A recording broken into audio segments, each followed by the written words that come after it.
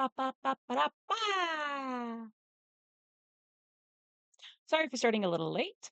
I couldn't get my mic to work, but it's working now.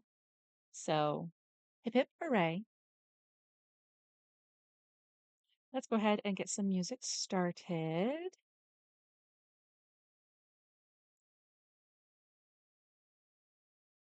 Do, do, do, do, do.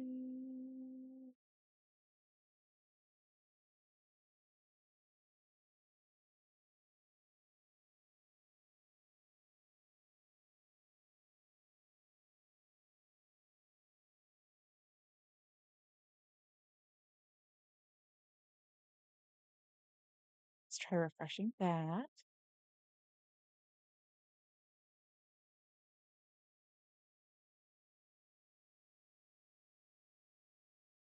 Okay, I've pinned the message for the music that we are going to be using. Let's go ahead and get it started.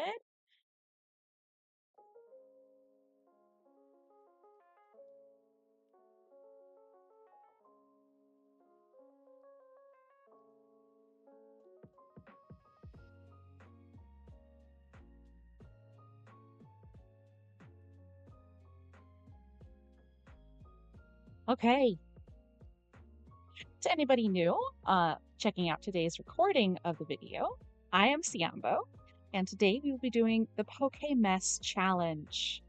Hello, Brixit, welcome. I'm just doing the introduction to the stream.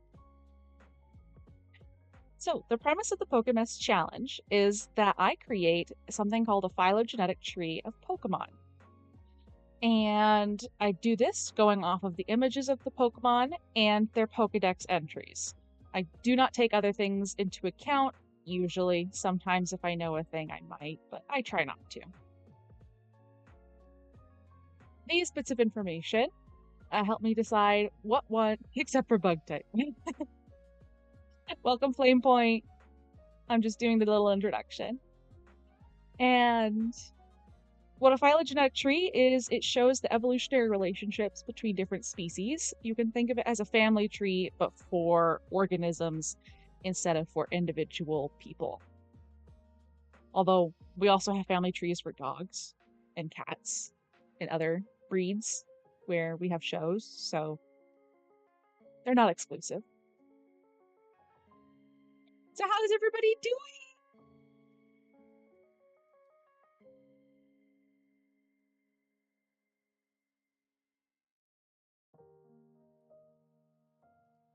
Brexit's doing good.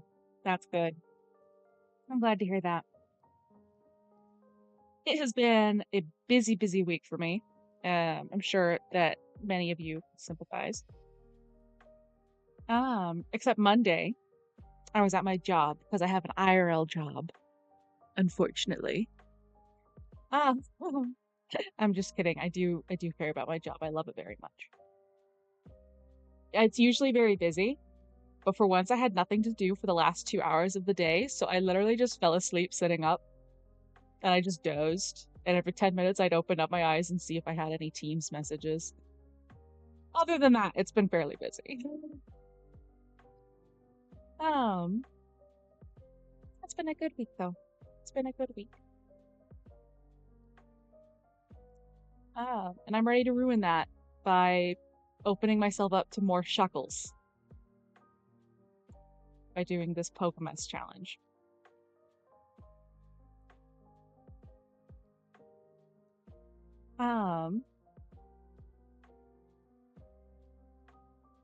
Once we finish Gen 2, at least you are prepared. I am prepared now. I am much better prepared. I want to go ahead and do a little bit of a tease for the next thing I plan on doing after we finish Gen 2 Pokemess.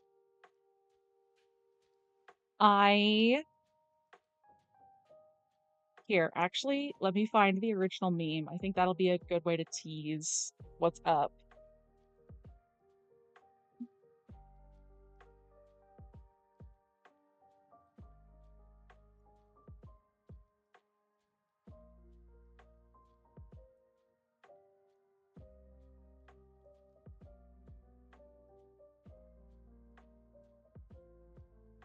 see if I can find the original meme that spurred this whole idea.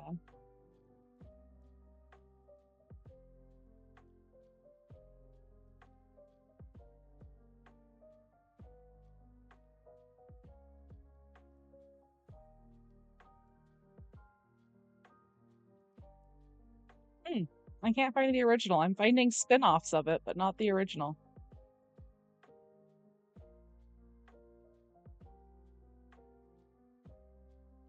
Oh, no, this is it. This is the original.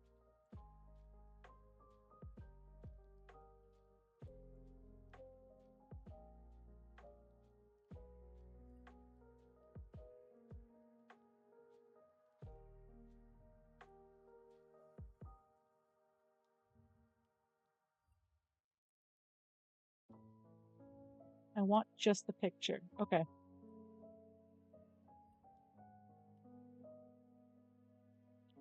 And I promise, I do promise, oh,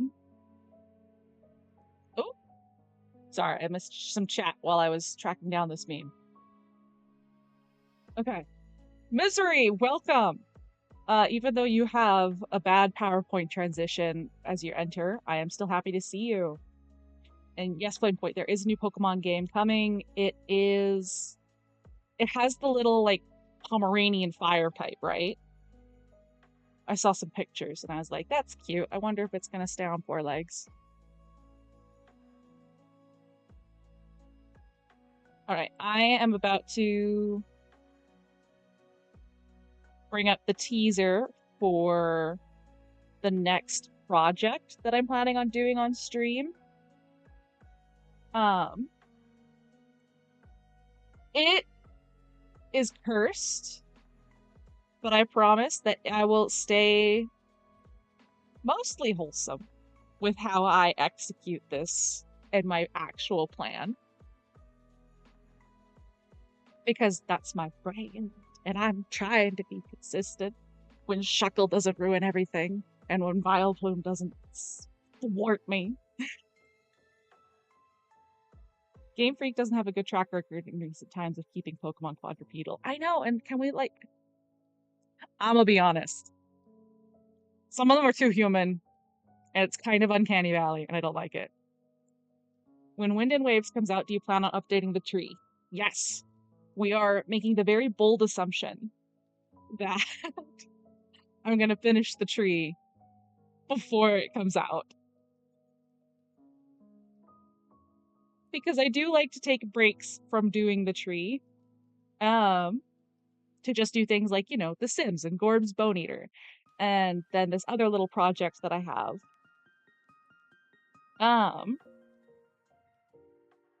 Let me share the meme.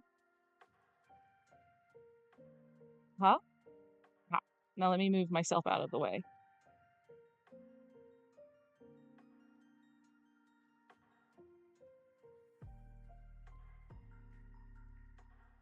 Come on, move me. Haha. The Pokemon Company is just making furry bait. Yes. It does earn more on sales. So I saw this meme some time ago, and it really made me laugh because I was like, that's cursed. And I just wanted to let you know that this is the teaser for one of the things I'm going to be doing in the future, but with a wholesome twist.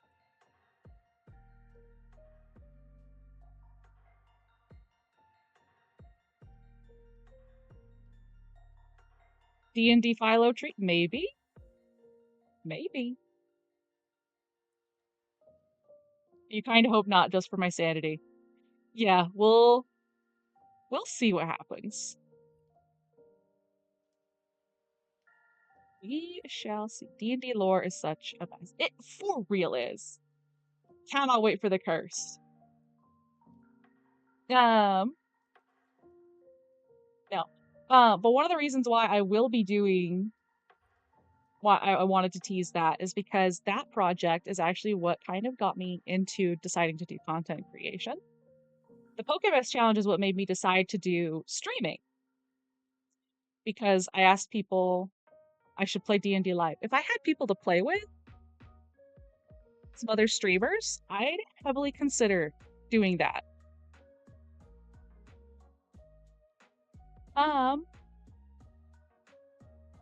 But yes, this little D&D project is what made me decide to do content creation, and then I asked people if they wanted me to do Pokemon Phylogenetic Tree, if I should do it as videos or live, and people were like, "We want to see your live mental breakdown." And I was like, "Fair." So that's why I'm a streamer. These two projects are both near and dear to my heart. Side point, you are working towards a computer stream yourself, actually. That's why I mentioned becoming a VTuber in the Discord. Yes, I've seen that. Sorry, I don't always reply to things in the Discord because, that's how we get the Sucktoes clips. Don't say that.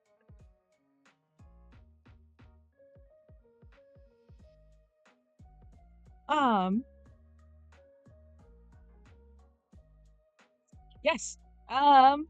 Sometimes I reply to things in the Discord, sometimes I don't. In order for me to like actually interact with the Discord, I have to open a Chrome tab on my phone or be on my laptop because you can't switch accounts. So sometimes it's just a bit tedious. Okay, look up the new starters because they look like Fakeamon. Let's go ahead and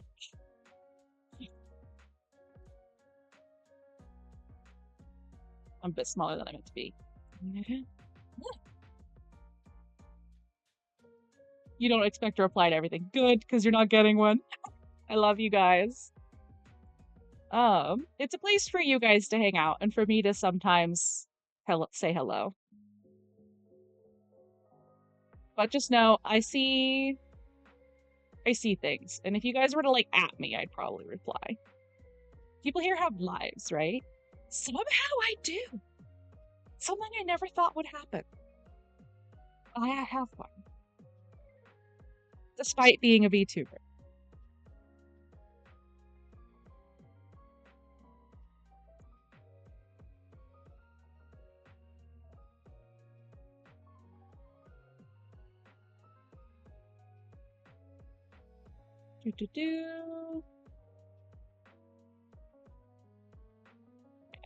I need to go a little small. Here we go.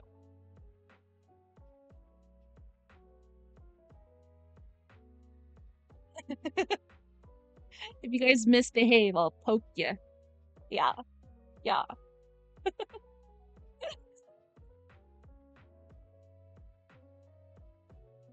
I tried to lift you up. Do I need to go down a little smaller so I'm not stabbing you on my antlers? There. Now you're a little safer, okay? I turned chat into a kebab.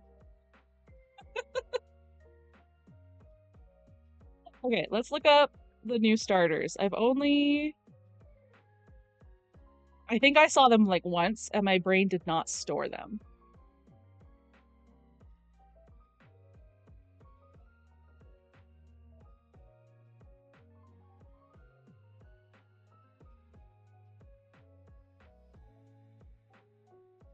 Let's see, what's it called? Wind and Waves. Oh no, what are we doing? Wind Waves starters.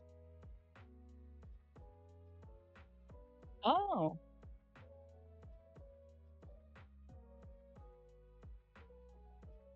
Huh.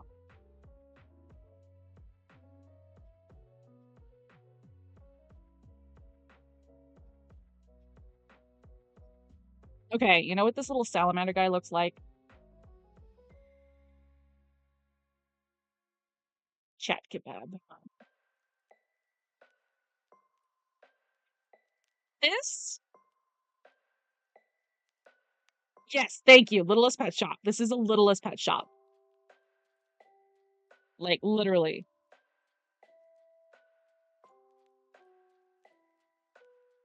I don't know how to spell Littlest.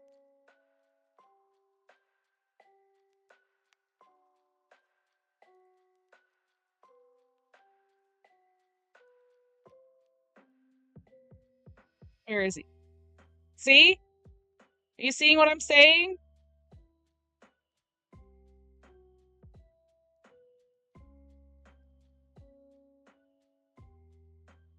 That's a Littlest Pet Shop.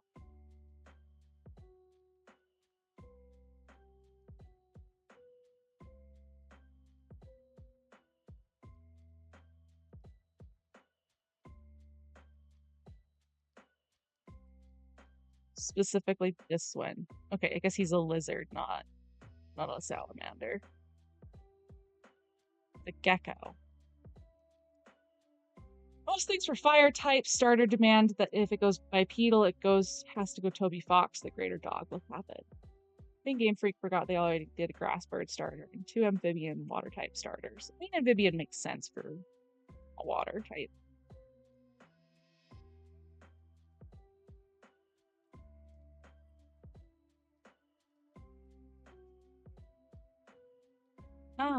Yeah, so these are the new ones coming out.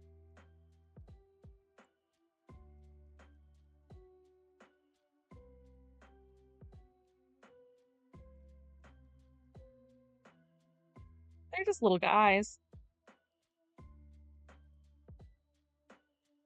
3 amphibians. Oh my. Gekwa? Gekwa? I love Pokemon sometimes.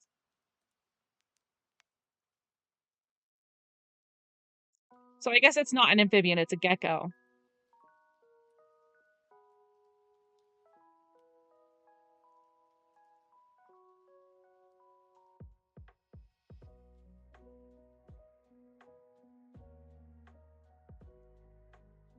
Well, I suppose we will see what happens.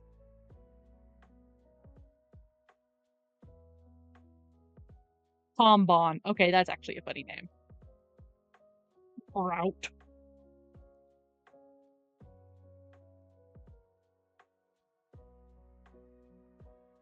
We shall see.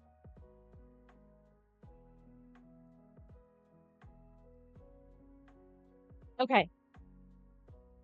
Let's go ahead and get everything pulled up.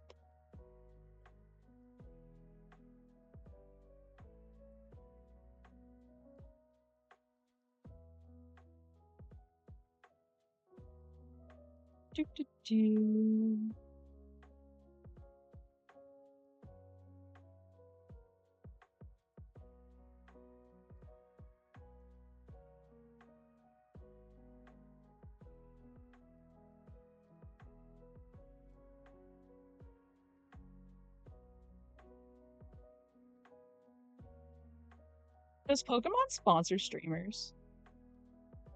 Imagine if I managed to do the tree and they sponsored me to do a phylogenetic tree challenge or Winds and Waves. That'd be really weird.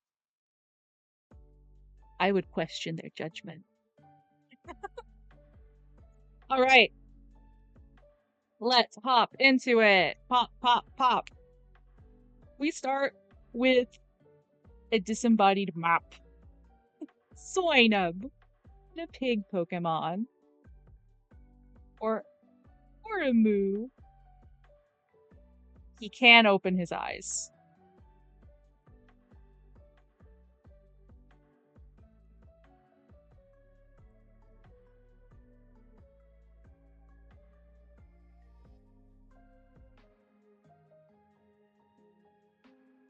Okay. And here is its evolution line.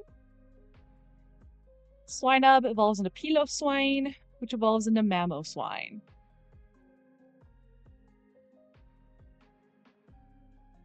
Mamoswine is going to be introduced later. Okay, I could have sworn that they were from the same generation. I'd say that sometimes when they add on an evolution, it just doesn't look cohesive. I'd have to say that Mamoswine is probably one of the more cohesive added on evolutions that they did in a later generation.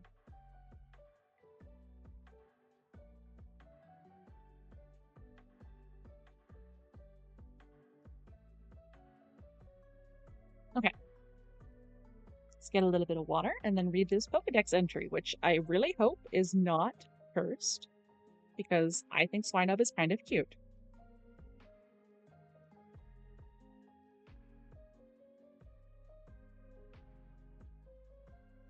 It rubs its snout on the ground to find and dig up food. It sometimes discovers hot springs. If it smells something enticing, it dashes headlong off to find the source of the aroma. It uses the tip of its nose to dig for food. Its nose is so tough that even frozen ground poses no problem. Swinub roots for food by rubbing its snout against the ground. Its favorite food is a mushroom that grows under the cover of dead grass. This Pokemon occasionally roots out hot springs. It supply hot springs by burning its nose off. Maybe.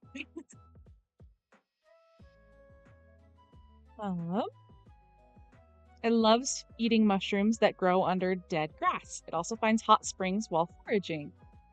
It has a very sensitive nose. It can locate mushrooms, berries, and even hot springs buried under ice. Tragically hard to boot. Are you winning, son? Hello, Lutrasoul! Welcome to the stream! I think we are winning. So far things are going better than Shuckle. We just have a little pig that burns its little nose.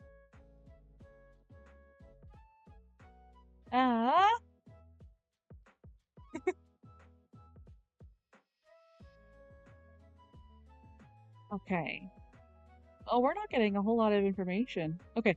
It searches for food by digging into the ground with its snout. Even frozen ground doesn't give it any trouble.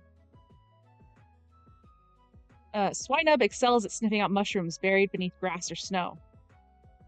Since ancient times, the people of Hisui have often relied upon this skill. It rubs its snout against the ground, digging through the soil as it searches for food. Sometimes it digs up hot springs. Just a little guy.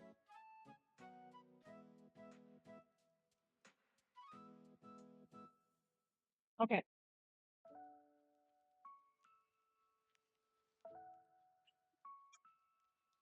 He has the ability, thick fat.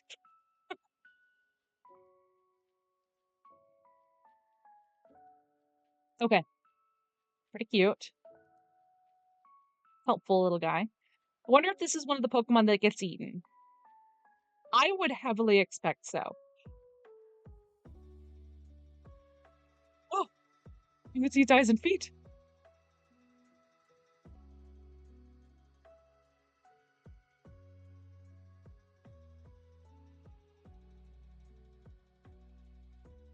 Because of the long hair all over its body obscures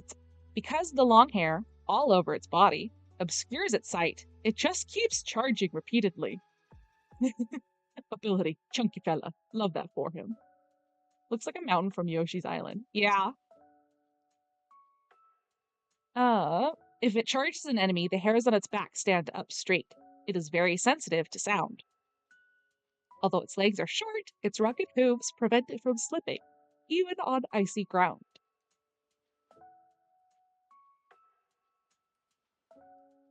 Piloswine is covered by a thick coat of long hair that enables it to endure the freezing cold. This Pokemon uses its tusks to dig up food that has been buried under ice. Potentially worse navigation than a lemming. Okay, so let me go back to that pic of the feet. You just want to look at the feet, don't you? So, fun thing about the lemmings, actually not a fun thing, they do not run off cliffs. They literally just, for that documentary that started that myth, the people just chucked them off the cliff. And that's why it's now illegal for them to interact with animals and things during documentaries. While filming. Because of that incident. Yes, we will go back to look at the feet for Brixit. They did dump the lemmings out of a truck, that is correct. Because they thought it made for a good video. Not too unlike modern YouTube. And YouTube of all time, really. Humans haven't changed. Yes, we will go back and look at the feet for Brixit once we finish the Pokedex entries. Okay.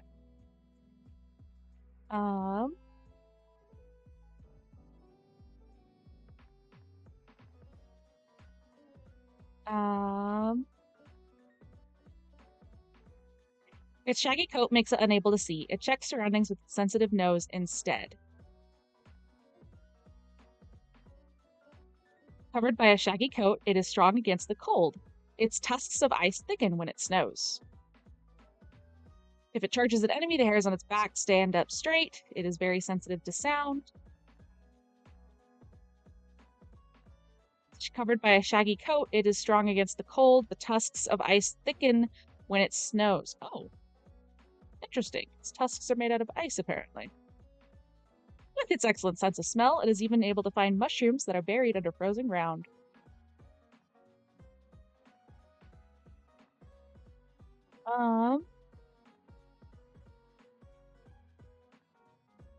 Swine is covered by a thick coat of long hair that enables it to endure the freezing cold. This Pokemon uses its tusks to dig up food that has been buried under ice.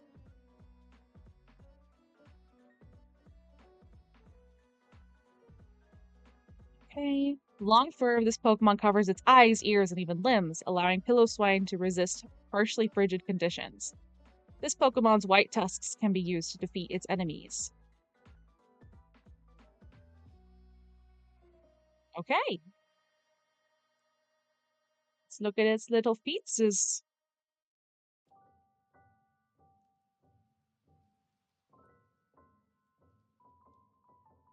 Ta-da, Brixit. Proto hooves.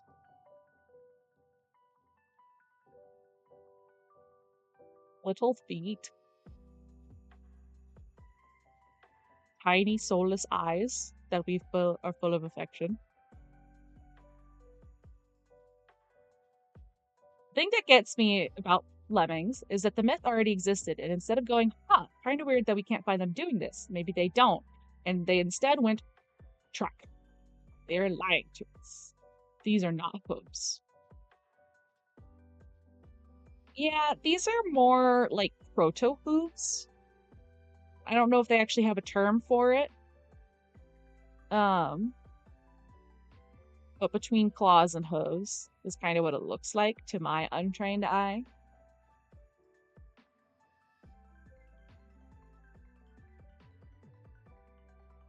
What are proto hooves? Okay, let's look up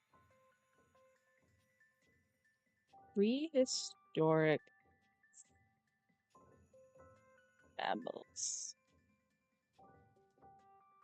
See if I can find a good picture. No.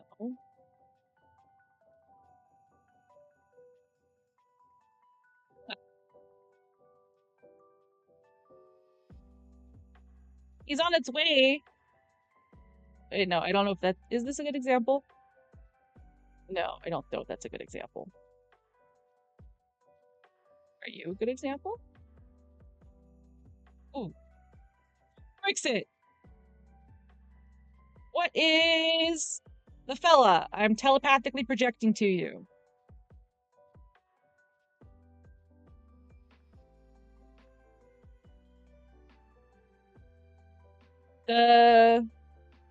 This fella!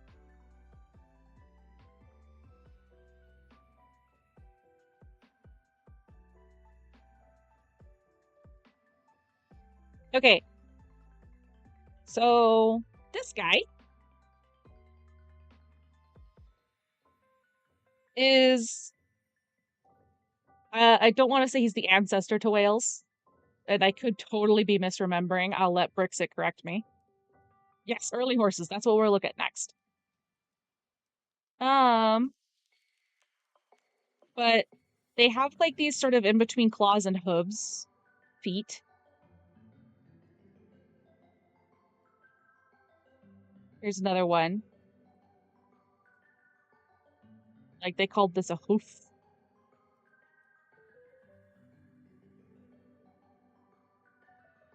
Called this a hoof.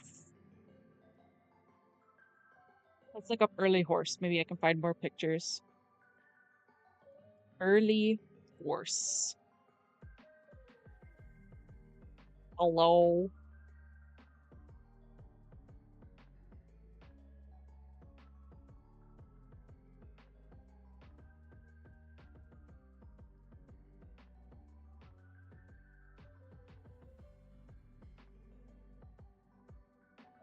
that's so cute! Horses technically run around on their toes and toenails. Same. So as you can see, if you look very, very closely, he's got little nubs instead of a single hoof. He's kind of got little nubs. I do not know if they're actually called proto-hooves. That's just the word that came to my mind.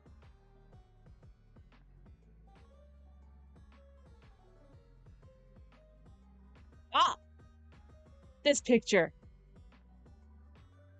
Give me the... Give it. Give it. Give it.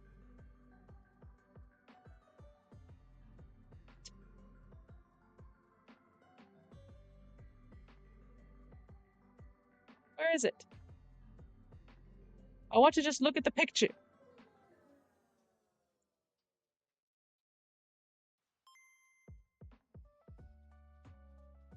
Looks like the horse is about to eat him.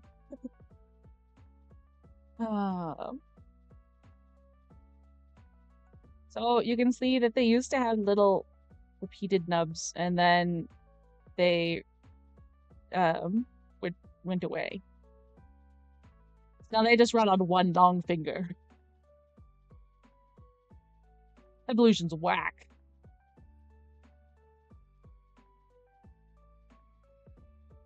See? Ew, hippos.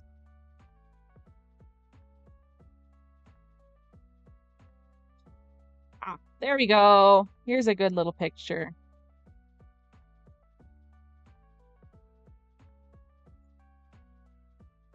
Sounds so cursed when you phrase it like that, but it makes sense.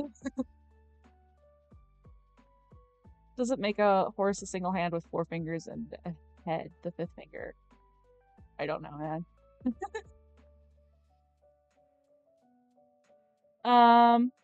You guys want to see something horrifically cursed? Okay, potentially graphic content that I'm about to Google. If you are squeamish, look away. I think it's fascinating, and no, it's not gore. It is baby horse hooves. So if you've already seen the image, you know what it is.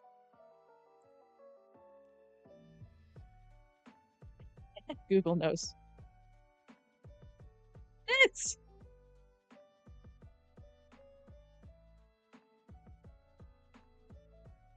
I wouldn't say that they're bloody, and it's a little late now. It is not gore. It's just something that some people find distressing.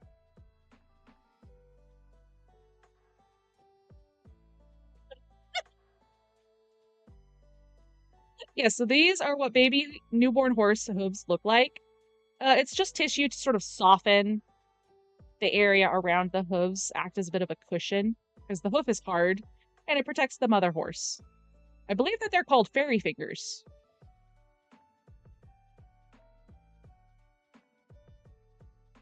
Then they fall off pretty quickly after birth. Looks like pulled pork. It does.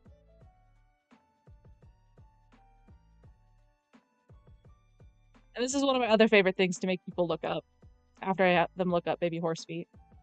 Girl calling them fingers is worse. I know, right? It's pretty worse. Eye bleach. This is what a coot foot looks like. At least I consider this eye bleach. I went on a bird watching date and we found a coot, and I was like telling this guy all about the feet. And we were trying to look at its feet through the binoculars. It was really funny. These are coots. I think the colors are pretty interesting. They don't have webbed feet. They just have these paddles. I think it's cool. They're silly little guys. Yay, bird feet! Just look at his big feet! His little round dude. I love evolution. It's so whack. Let's look at a baby coot. Why are y'all obsessed with feet? Only coot feet. All other feet are horrific. Only birds, cat feet. Okay, actually maybe there's lots of little feet. Cats, dogs. Basically not human feet. Humans have the worst foot, by far. They are cute. Look at this little guy. He's just got such a big foot, and he's just taking care of it. Phyloswine's hooves match Japanese boars better. Probably. And we should probably listen to Smithy and get back on topic. This was a whole... Everybody needed to have some cleanser after looking at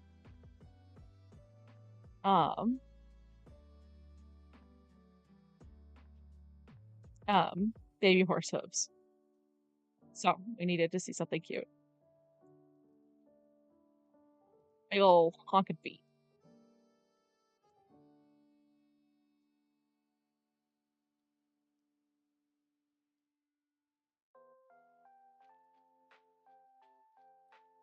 Why must the cleanser be Morphe? It was coots! Because it's important for people to know that coots aren't ducks. And they have a completely different adaptation to swimming in water.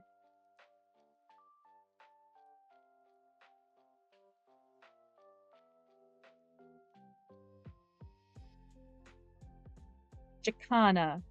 Okay, we'll come back to the boar after we look at the Jacana. Yep, this fella. Making my way downtown. Making big steps.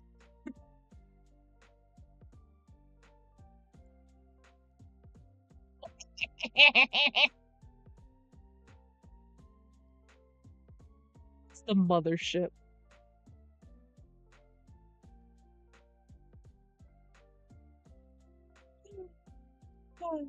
There is... Wait, you guys can't hear the music? Oh.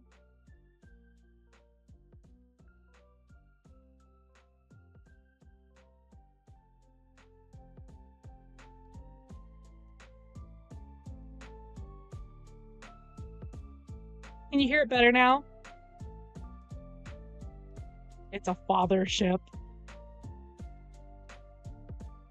Happy Mother's Day, by the way, to every mother tomorrow.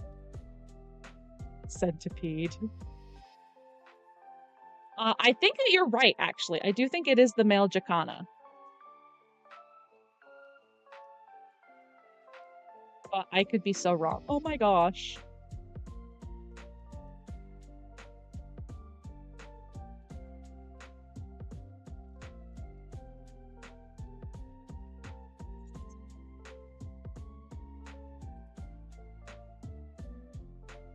I don't know why this is so dang funny to me. Just making his...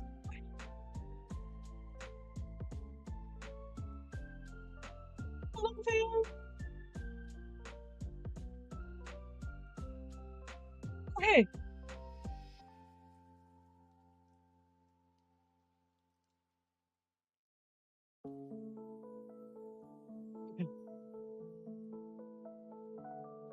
Imagine a medieval peasant seeing this thing. They're going to cast fire. Yes. Okay. Back to Pillowswine and Swinub's evolution line.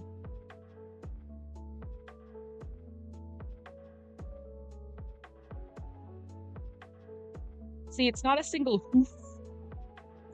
And they have other little toes.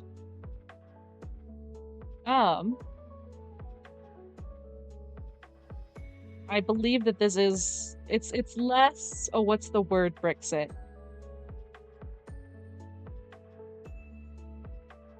I'd love to see medieval descriptions of Pokemon.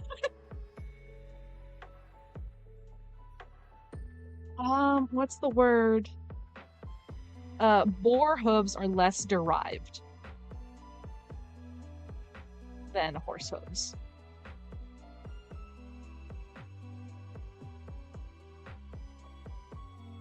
Meaning that they just resemble the ancestral trait more.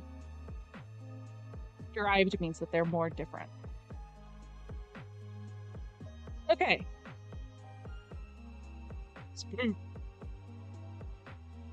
Love him. Look at his big ears. Which is a shame he loses. I think that it's... Yes, happy to define. And Brixit is my little Google, she's my little corrector. She lets me know when I say something horrifically wrong. She's fantastic. Love her. Medieval descriptions of normal animals are already unhinged, so imagine what they'd have to say about these little freaks. I know, it would be great. And thank you, Lutrasoul. We do our best to be smart here and share in the smarts, and this is a team project. All right. Mamoswine, the twin tusk Pokemon.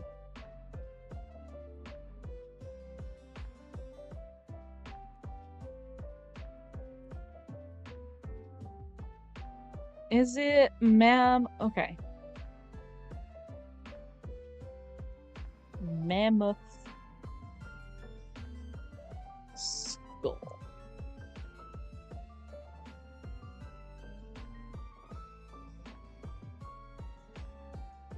Could it be any more unhinged than Shuckle is naturally? Who knows? Okay. So see this? This is a mammoth skull. As I'm sure you can tell from everything on this page saying mammoth skull. Someone told me, and I think it was Brixit, that Mamoswine just looks like a mammoth skull because they didn't give it ears, and because the blue kinda looks like the Cyclops. Which makes sense because it's a mammoth-based Pokemon.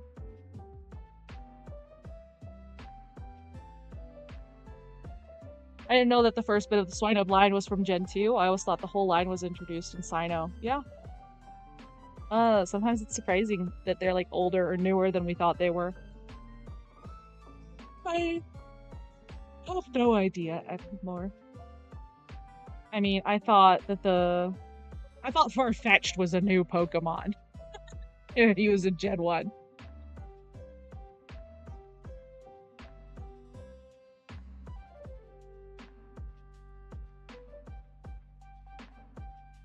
Its impressive tusks are made of ice.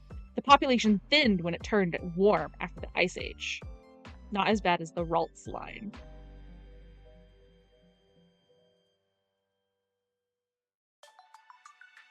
I have, and we'll get to there, I have some opinions about the Ralts line. Overall, I think they're cool, but I have some opinions.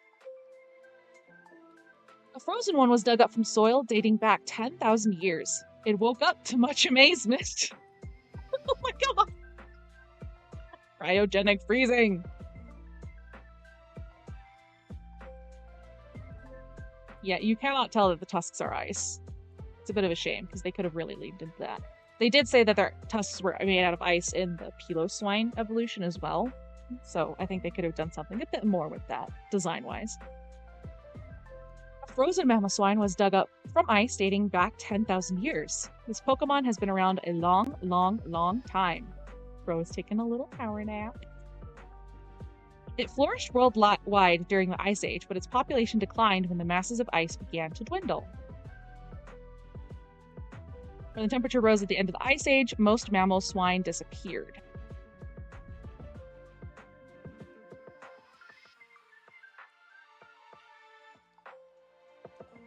This Pokemon can be spotted in wall paintings from as far back as 10,000 years ago. For a while, it was thought to have gone extinct. It looks strong, and that's exactly what it is. As the weather grows colder, its ice tusks grow longer, thicker, and more impressive. Its impressive tusks are made of ice. The Ice Age is over, and the climate has warmed. So this Pokemon's population has thinned. This species reached its zenith during the period known as the Ice Age. I suspect that Hisui's frigid climate is in harmony with Mamoswine's constitution, thus awakening hidden potential.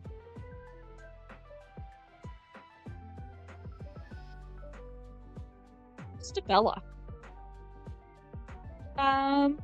Okay, so this is an interesting idea. It looks like, and this is a good example about how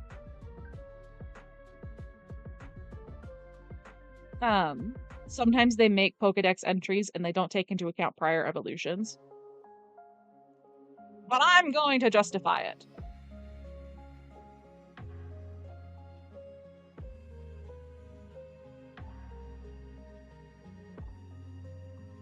So, my speculation. Oh, the blue around his eyes kind of look like ski goggles. You're right. I speculate that, and this kind of comes back into something that we kind of decided on a previous stream. Yeah, Mamoswine is just a rare evolution, yeah. That these are all the same species, but due to different environmental factors and such, different phenotypes may emerge. Because I believe it was with Furret.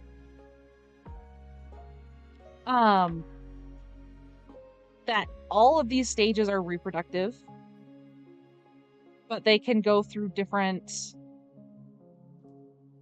what's the word? Oh my gosh, I'm blanking. I'm gonna drink some water while I collect my thoughts.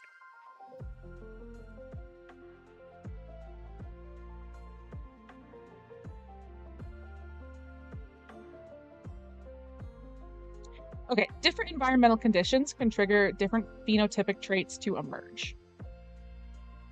A phenotype, for just a reminder, is the expression of a gene. Having brown eyes is a phenotype. Having blue eyes is a phenotype. Same species, different phenotype. Some Pokemon evolutions are actually children, though, aren't they? Yes. So this is not a blanket statement. This is just for when we see that they have differing lifestyles and things.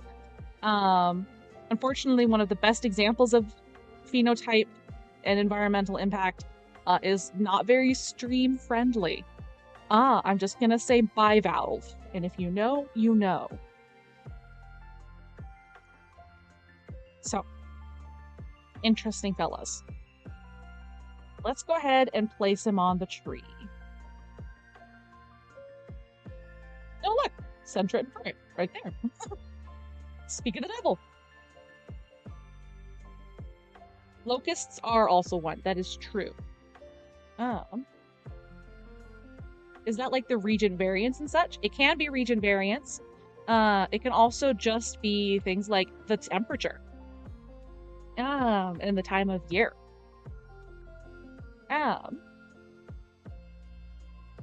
That those can both impact phenotypes.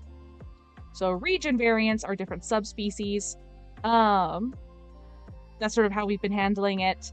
Whereas within the same species are just different phenotypic traits and sometimes an age progression.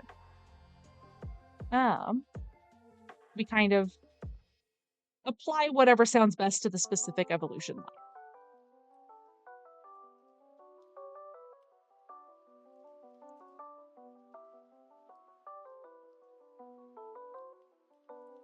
This guy has pretty determined hooves. Yes, happy to explain, Nutrisoul.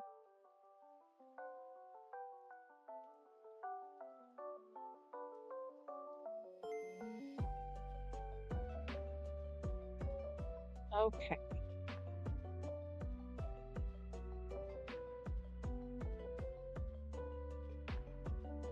I think Swinub, Piloswine, and Mamoswine, I think they go right here. Between Nidoran, the Nidoran line, and the Rhyhorn line. What are your guys' thoughts?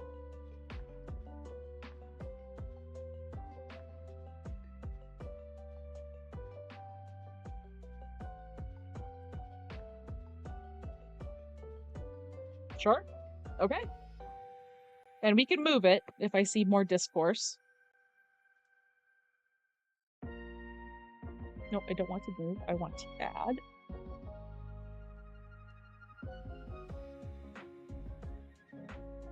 Swinub. Piloswine. There's a couple of scenes in the show that show that Pokemon don't necessarily evolve when they get older. That is also true. So it sort of just depends on the evolution line and things along those lines. Not all Pokemon.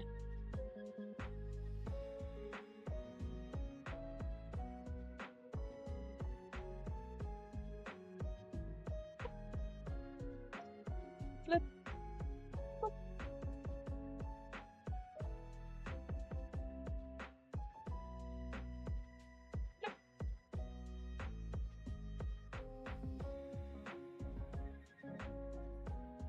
But some don't evolve when they age, most just don't. Riolu is an example. Riolu is a baby. Yes. So it sort of just depends on the Pokemon line whether or not it is triggered by environmental factors, kind of like, think axolotl. They are reproductive, but they are technically in the baby form of the animal, but they are still able to reproduce without quote-unquote without quote-unquote evolving or really metamorphosing? Metamorphose? I don't know the word. Into the true adult stage. It varies. There's also a visually old Trico. Do not use chemicals on the axolotls. It halves their lifespans. I would say don't use chemicals on amphibians in general. Yes.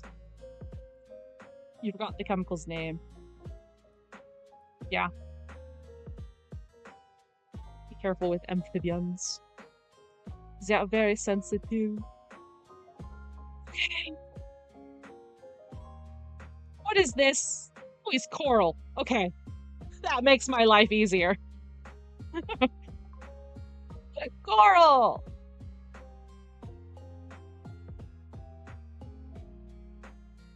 In that case, I know where you go.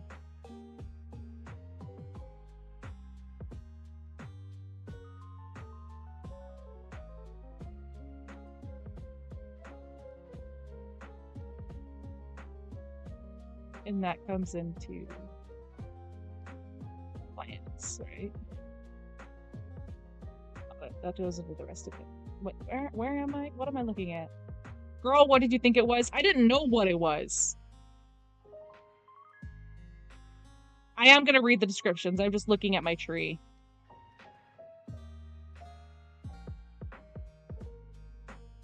Gotta make the tree bigger.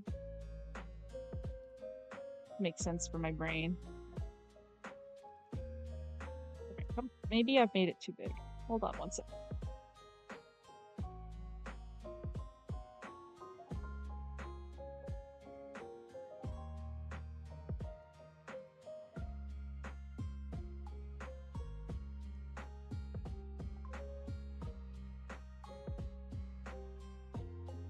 This is like a college class for Pokemon.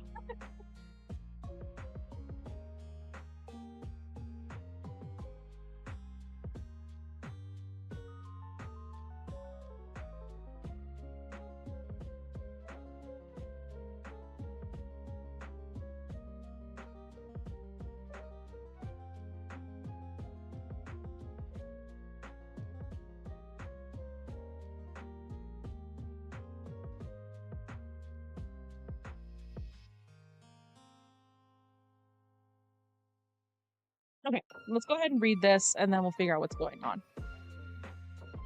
Corsola. Water rock type.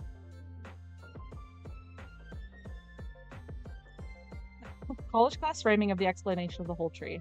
I don't know if it'd be worth it, though. We'll see. We'll see. I do plan on making a final video.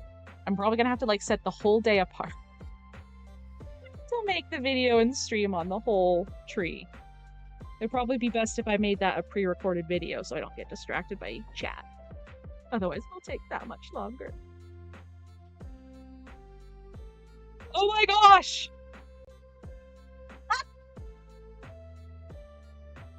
It's just a little guy! I love him! I would commit arson. I'll go to war for this guy. He needs his branches back. Or am I peeking your mic? Maybe. I'm like a foot away from it.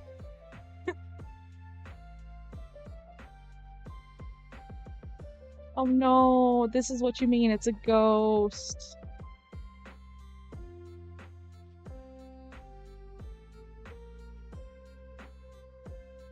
Who was cutting out during that squeak? Happens when you get excited. It just adds.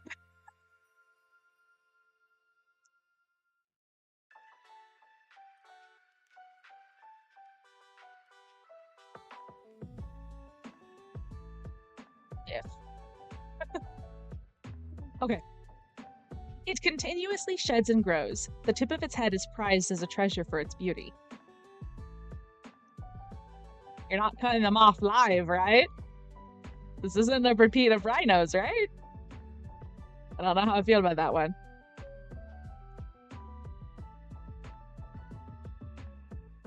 In a South Sea nation, the people live in communities that are built on groups of these Pokemon.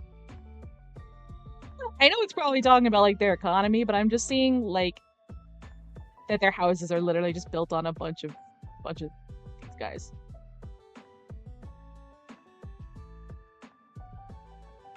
I think that the tip of its head it's referring to is this little horn.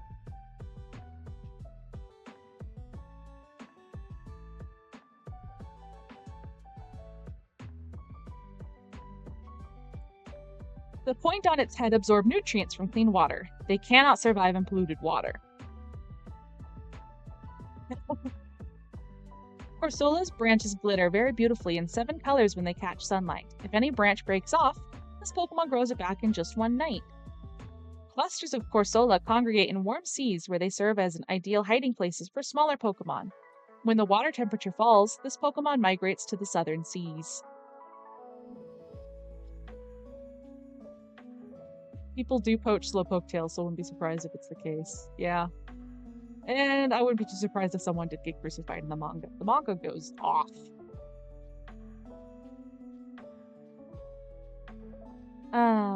Corsola live in warm southern seas. If the sea becomes polluted, the beautiful coral stalks become discolored and crumble away in tatters. It continuously sheds and grows. Yes.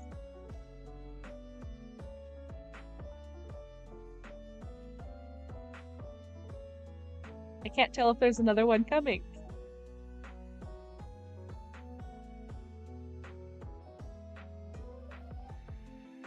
Okay. It continuously sheds and grows. The tip of its head is prized as a treasure for its beauty. Many live in the clean seas of the south. They apparently cannot live in polluted waters. Many live in the clean seas of the south. They prefer unpolluted southern waters. Their coral branches lose their color and deteriorate in dirty water. Corsola's branches glitter very beautifully in 7 colors when they catch sunlight. If any branch breaks off, this Pokemon grows it back in just one night.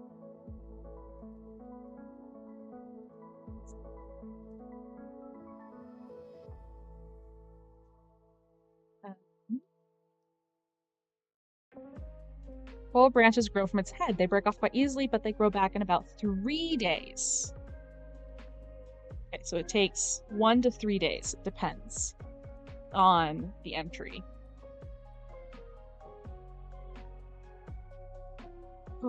Pursued by Marini for the branches on its head, this Pokemon will sometimes snap its own branches off as a diversion while it escapes. This is Marini. A sea star. That makes sense. I like that.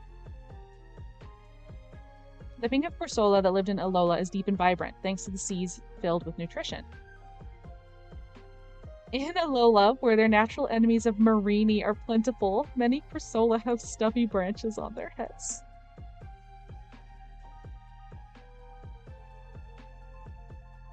It will regrow any branches that break off its head.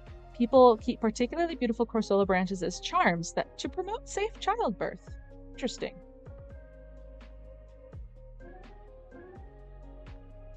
These Pokemon live in warm seas. In prehistoric times, many lived in the oceans around the Galar region as well. Galarian Corsola. Watch your step when wandering areas of the oceans once covered. What looks like a stone could be this Pokemon, and it will curse you if you kick it. Sun and climate change wiped out this ancient kind of Corsola. This Pokemon absorbs others' life forces through its branches. Interesting.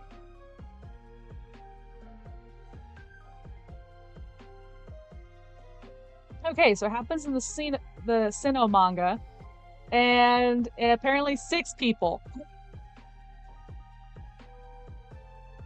Okay.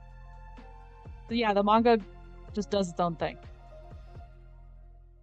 So, he is a sponge. Or rather, a coral, which I believe is a type of sponge. Brixit can correct me if I'm wrong. Brixit is not my autocorrect, but the mod is just as important for keeping me in check as it is for chat.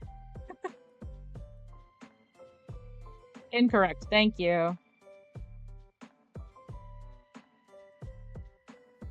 Okay. Coral is not a sponge.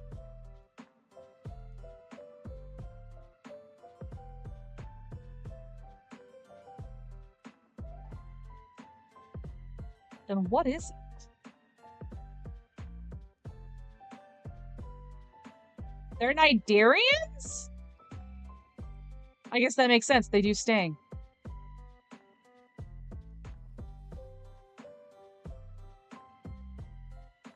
Wild.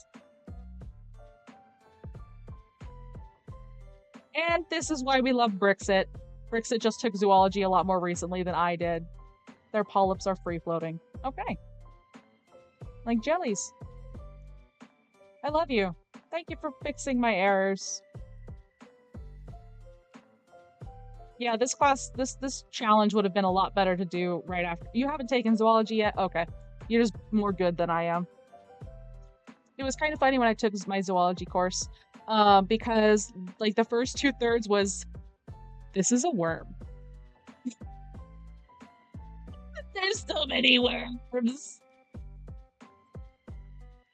And then finally we got to the vertebrates, and it was like, everyone was like, yes! We know these animals! And there were so many worms!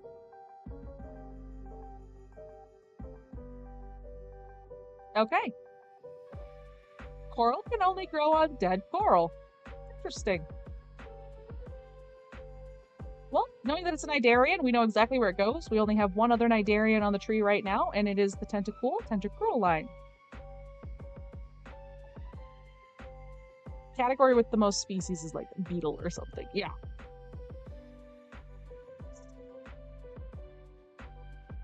But even they pale to the worms. Because we just call anything that doesn't have legs a worm. Even though they're not like earthworms. There's so many worms.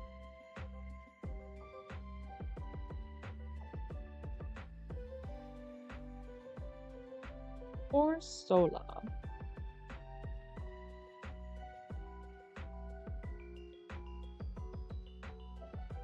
Where did the first coral come from?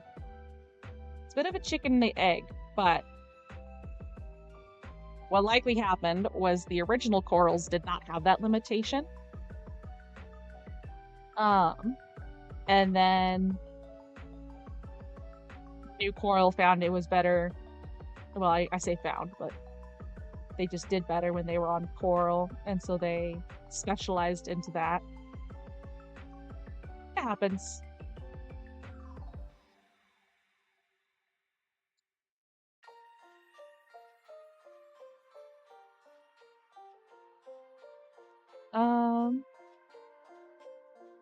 Let's go ahead and look at Cursola's. Oh, I already opened it. Oh my gosh!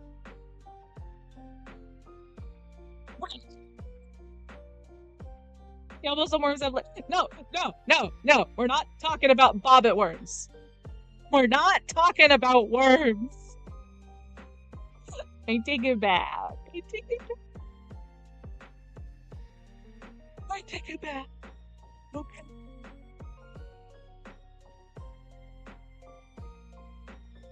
I might be thinking of a different worm if you say you love bobbit worms, but I'm not looking them up. Actually, I'm looking them up, just not where you guys can see.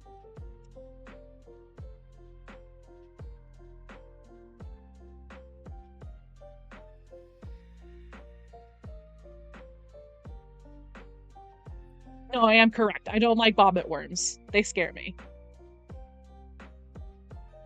Look up at your own risk. I say as if I didn't just pull up a picture of horse hooves earlier on stream.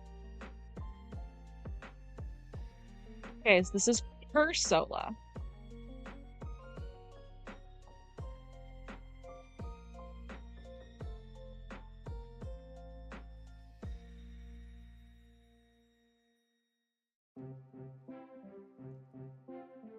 Its shell is overflowing with heightened otherworldly energy. The ectoplasm serves as a protection for this Pokemon's core spirit. Be cautious of the ectoplastic body surrounding its soul. You'll become as stiff as stone if you touch it.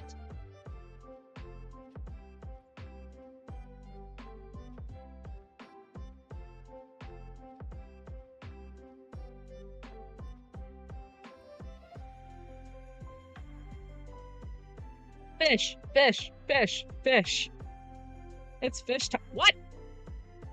No!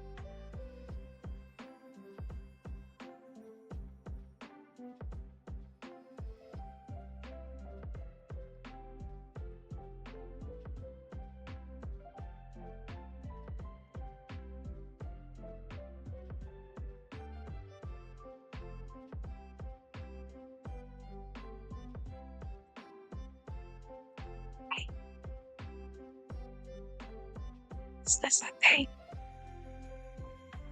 This doesn't make any sense. Just put the freak into Game Freak.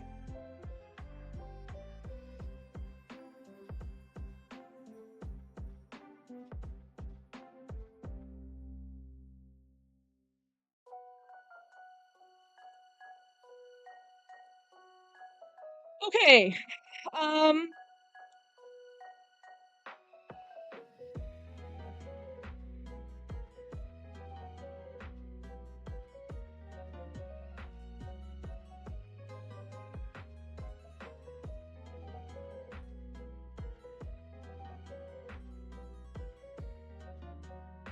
Okay. Fish to octopus. And it's a gun. Yes, Octillery. And Remoraid is a revolver.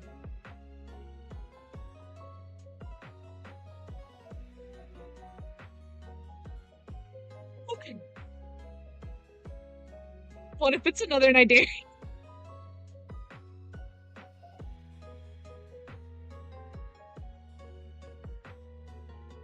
Okay.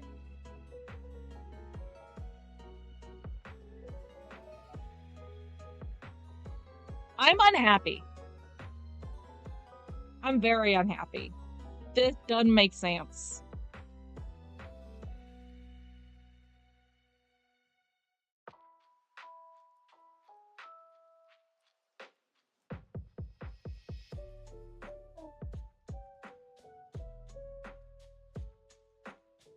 I do like that we have him acting as a Remora. That's cute. Like Chynoderm. Maybe.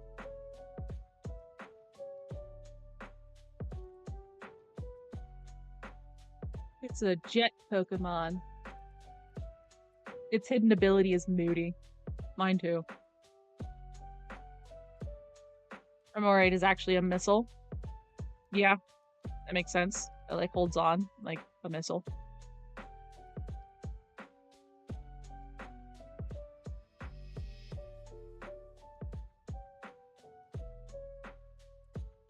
It has superb accuracy. The water it shoots out can strike even moving prey from more than 300 feet. Using its dorsal fin as a suction pad, it clings to Mantine's underside to scavenge for leftovers. To escape from an attacker, it may shoot water out of its mouth, then use that force to swim backwards. Remoraid sucks in water, then expels it at a high velocity using its abdominal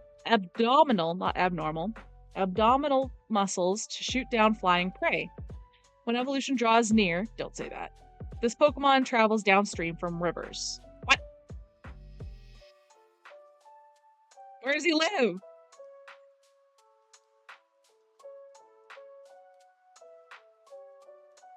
Okay, I think maybe I'm misunderstanding. It goes to a spot that's downstream of a river. That's what I'm going to tell myself. But it can't live upstream in rivers because it's a marine fish. He lives in the sky. There we go.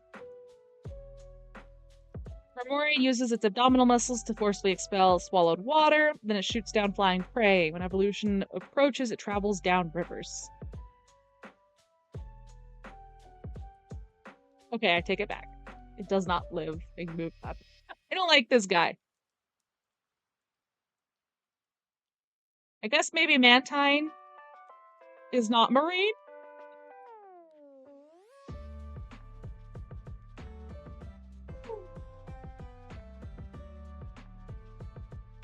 Has superb accuracy. The water it shoots out can strike even moving prey for more than 100 yards. That's at least consistent with 300 feet. It squirts water forcefully from its mouth to shoot down flying prey. It clings to Mantine to feed on the big Pokemon scraps. This is an adaptation to avoid foes. I don't think Pokemon has salinity. I think you're right. It forcefully squirts water. The water jet never misses prey, even if Remoraid is deep in the sea.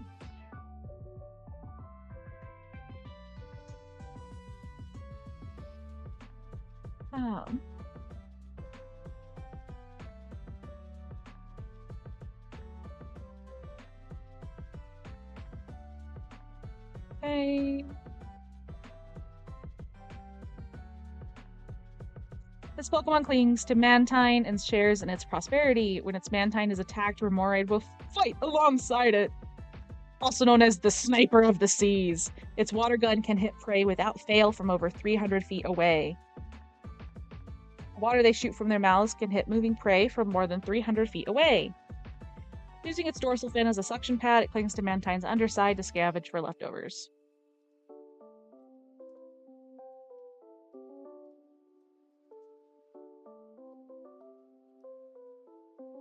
Spits water from its mouth with incredible accuracy. It captures Burmy by shooting them off of the branches from which they dangle. Could you use this Pokemon as a pressure washer? Yes!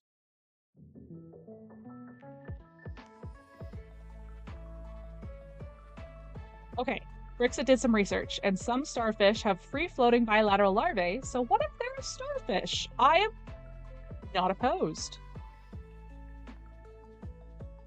It's got that one Eldritch invocation that lets you shoot a million miles away. He does. And the average range of a fire hose is 50 to 100 feet, so this guy is probably very helpful in fighting fires. Remoraid is that one kid in class who snipes a fly from the air with a rubber band. Flame point! Okay. Yeah, I'm liking that starfish idea.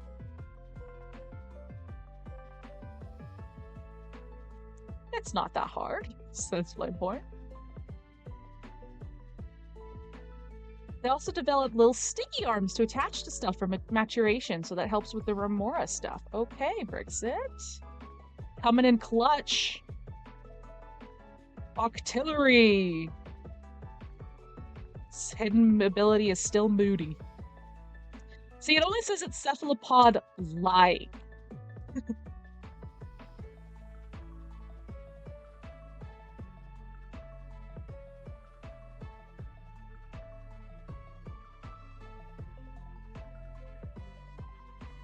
If the fly is flying straight, you can predict it. I need Flame Point to come visit my house and shoot all the flies. I actually don't have any flies right now. It's pretty nice. But in a few months, there will be flies.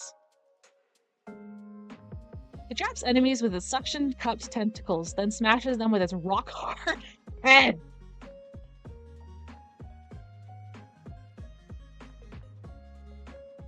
I, too, headbang my prey to death.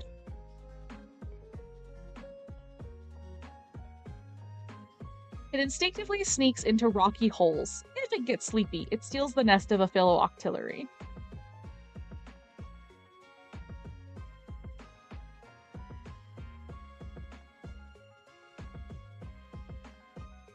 If its instinct is to bury itself in holes, it often steals the nesting holes of others to sleep in them. Octillery grabs its foes using its tentacle. The Pokemon tries to immobilize before delivering the finishing blow. If the foe turns out to be too strong, Octillery spews ink to escape. It ensnares its foes with suction-cupped tentacles before delivering the finishing blow. If the foe turns out to be too strong, it spews ink to escape. It lives in the gaps of boulders and in holes on the seafloor. Its suction cups grip prey tightly. It obscures its foe's vision by spitting a cloud of murky ink. It makes its nest among boulders. It loves to lurk inside holes in rocks. It sometimes sprays ink on prey by sticking out only its mouth. Echinoderms have skin skeletons, hence the name. Thank you, Brixit.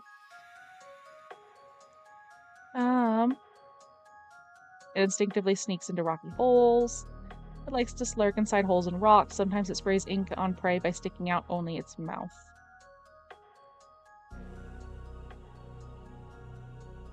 Yeah, skin skeleton. That's why the desiccated ones, the ones that don't have water, still just look like a regular one. Skeleskins. It has a tendency to want to be in holes. It prefers rock cracks or pots and sprays ink from them before attacking. Octillery grabs its foes with its tentacles. This Pokemon tries to immobilize it before delivering the finishing blow. If the foe turns out to be too strong, Octillery spews ink to escape. The ink it spits when escaping is special. It contains a substance that dulls the sense of smell, so Pokemon with keen noses get lost. Usually sleeps in caves. The pitch-black ink that Octillery spits is also used for cooking. It has a tendency to want to be in holes. Smashes them with its rock-hard head.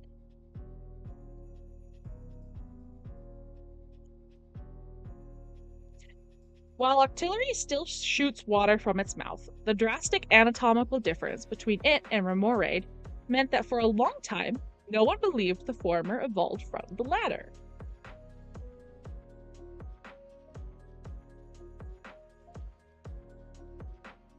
Yeah.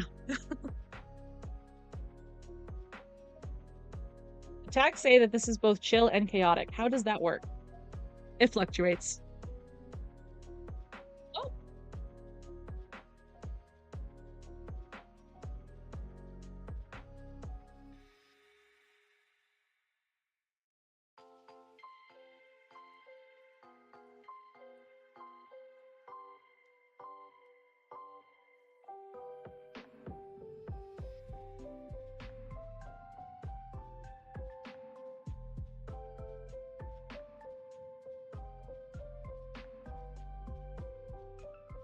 Okay.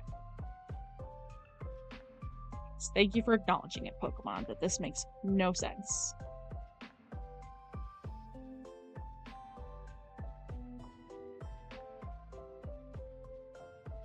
Unsurprising, Europeans didn't know that caterpillars and butterflies were the same thing until, like, the 1700s. Yes, date could be wrong, but yeah.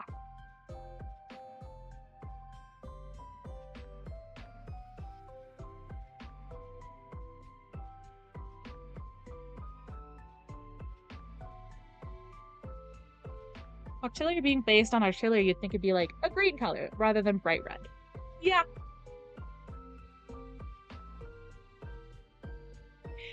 I like to think that maybe someone in the past could see the future and they were like, one day there will be a VTuber that's gonna make a phylogenetic tree. This is really gonna mess her up. And that's why they did this. They did it just to spite me.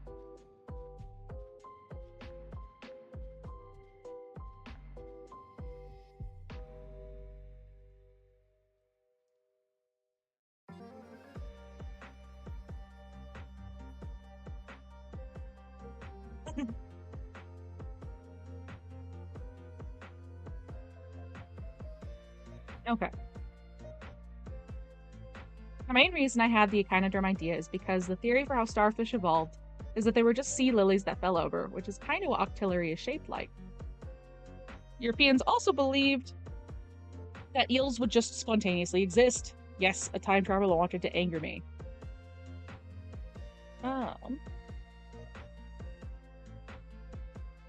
Okay.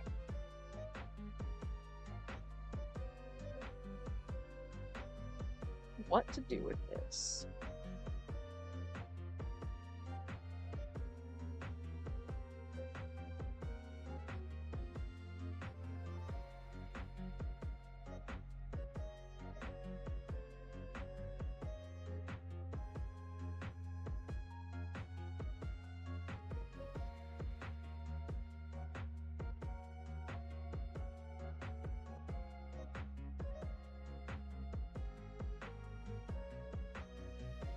Okay.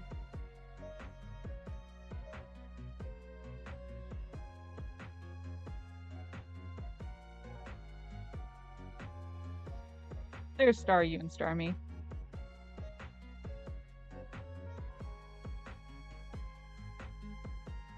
I think I like Brix's suggestion that it's like a starfish. And it has larvae. And it just, like, lost its skeleton. I think that is the explanation that takes the least number of jumps. What do you guys think? Groupthink.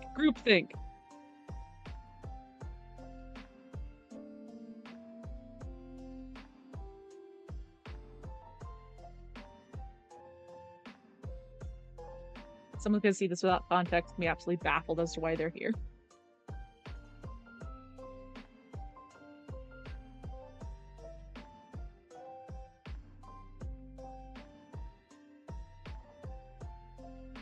I think there isn't going to make an answer that makes more sense. I think it works. Thank you, Lutrasoul.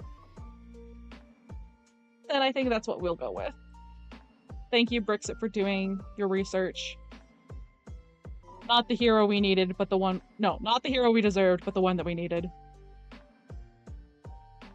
Remoraid. Octillery. The only option is that Remoraid is a really fricked up squid.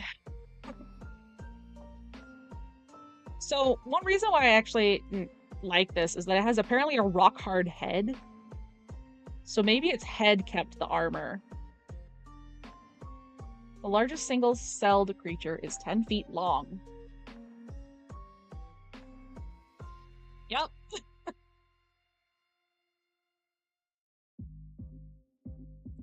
Wide. Eh. Delibird! Delivery Pokemon. Definitely not... Hidden ability is Insomnia.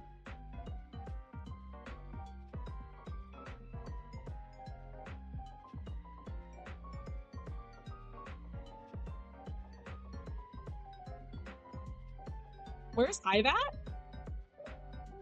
I don't know.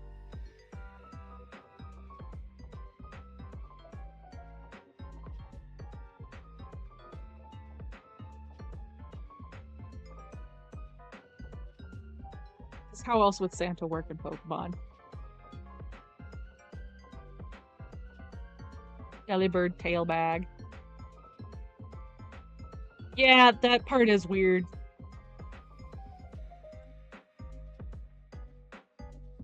It carries food all day long. There are tales about lost people who were saved by the food it had.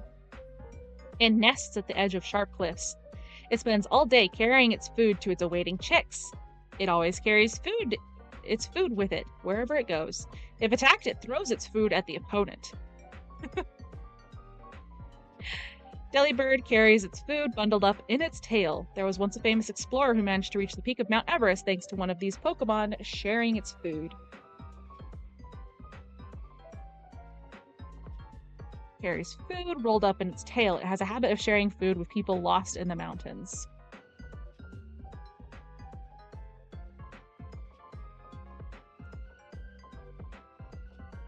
Let's see.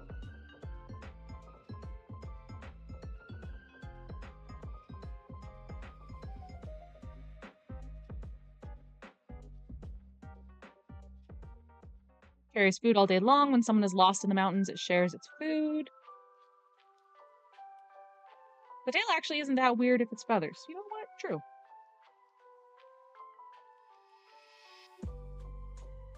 Wait, did they actually say Mount Everest? They did say Mount Everest. My brain totally glossed over that.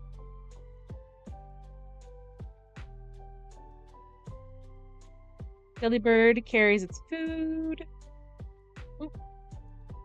Yep, here they go. They rewrote it as the world's highest mountain. Thanks, one.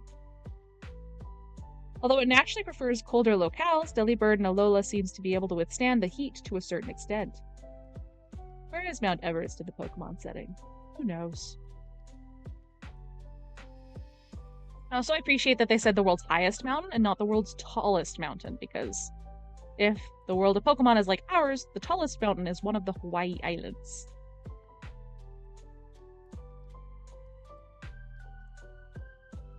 It has a generous habit of sharing its food with the people and Pokemon, so it's always scrounging around for more food. It shares its food with people who are stranded. Because Delibird is omnivorous, sometimes it gives these people bug Pokemon. Meaning the tallest mountain is in Alola. Yes.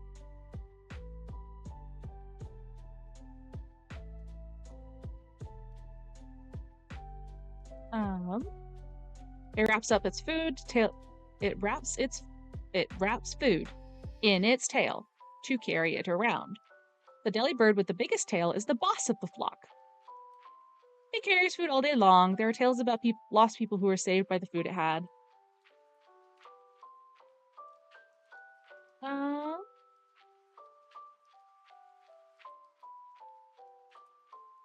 What a friendly little guy. Okay.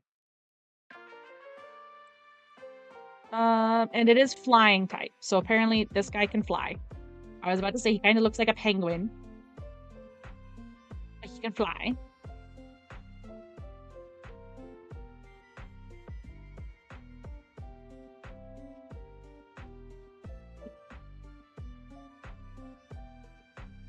Let's go to the birds.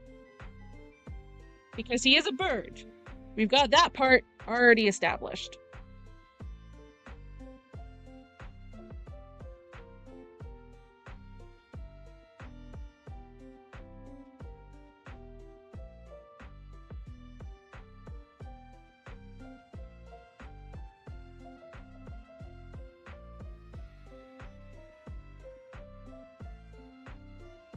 Okay.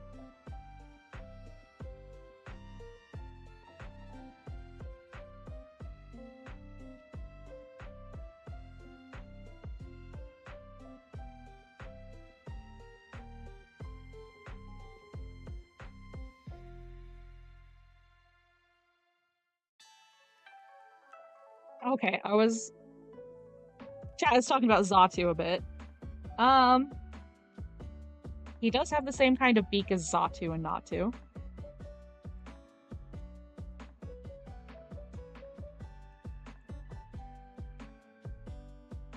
Do we think it's a duck or Natu?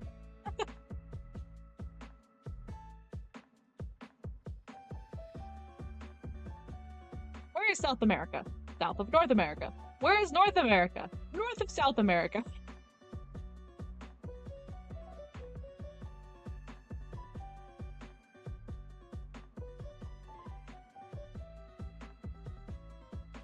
Circular logic, yet technically true. Okay. Here's our birds. Conveniently, they all fit on one page. Or one screen. That will change.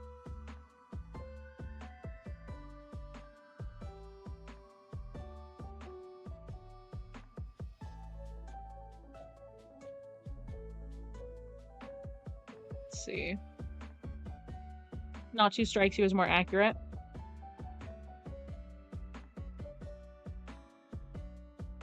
Yeah. Let's just chuck him there.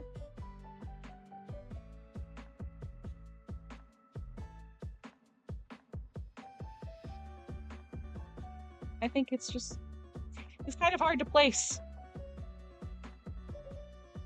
I'm not putting him with the Murkrow. He is not a Corvid.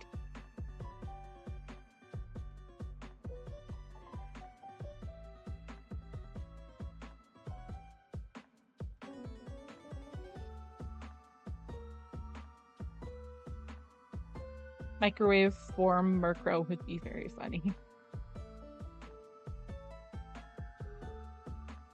Okay. Mantine! Yeah! Let's go! Let's go up to fish, up to fish, up to fish. Here is fish. The sea pancake.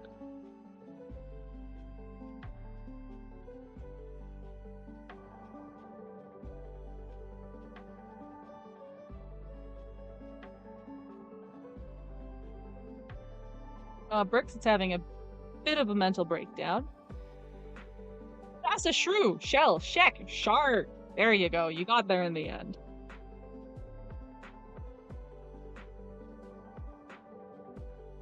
Mantike.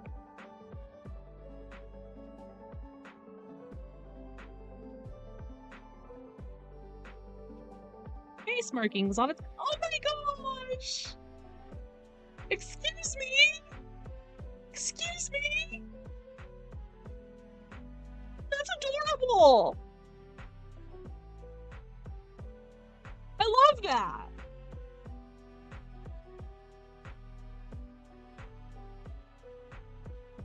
Okay, that sparks joy.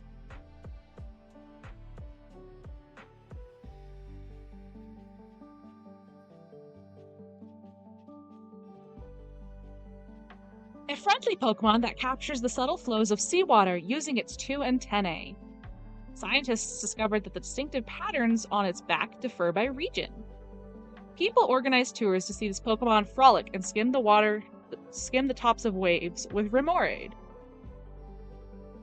When it swims close to the surface of the ocean, people aboard ships are able to observe the pattern on its back.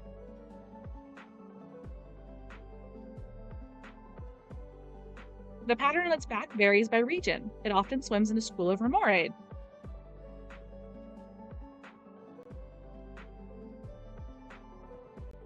It is highly friendly and easily tamed. Tours that take people swimming with Mantike are super popular beach activity. Mantike are friendly towards people and will approach boats closely.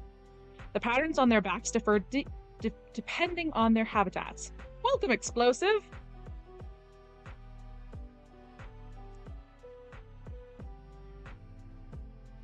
Mantike living in Galar seem to be somewhat sluggish. The colder waters of the seas and of this region may be the cause.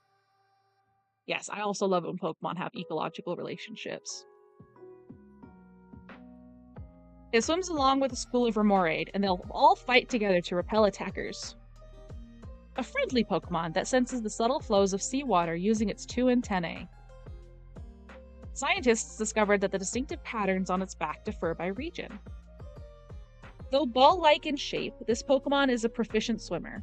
I have discovered that if Mantike spends much time with schools of Remoraid, it will eventually achieve evolution.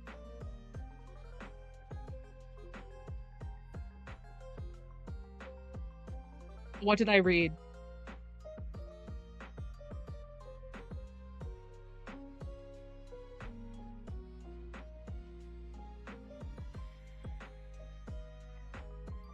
Ball-like?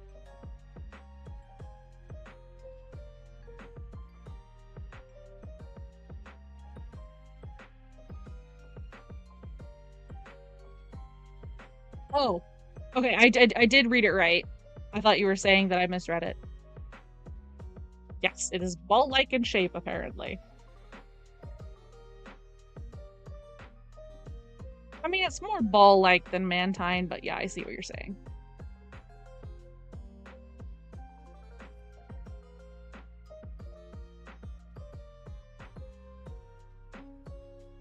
Football with wings. Mantine. As it majestically swims, it doesn't care if Remoraid attached to it for scavenging its leftovers. Swimming freely in open seas. Okay, so it's from the sea and Remoraid is from the river. Okay. Swimming freely in open seas, it may fly out of the water and over the waves if it builds up enough speed. It swims along freely, eating things that swim into its mouth. Its whole body is very coarse.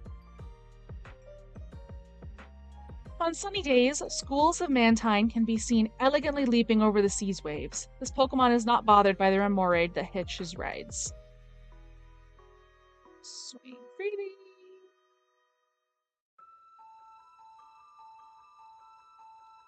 When the waves are calm, one may encounter a swarm of Mantines swimming as if they are in flight.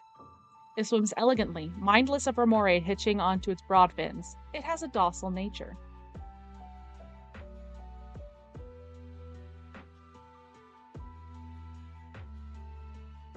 If it builds up enough speed swimming, it can fly over 300 feet out of the water from the surface of the ocean. I know it probably means in, like, distance, but what if it means height? That's pretty high.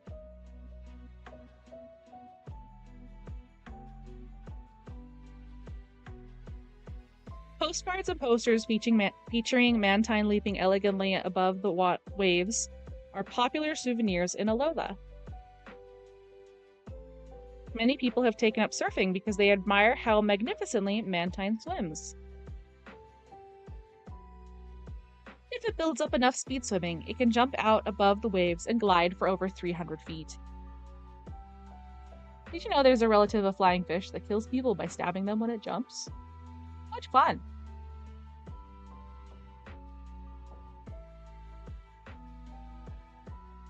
This calm and gentle Pokemon swims gracefully through the seas. After building speed, it can leap out of the water. It is often misidentified as a bird Pokemon due to this behavior. Able to leap a 25-story building. Just a friend.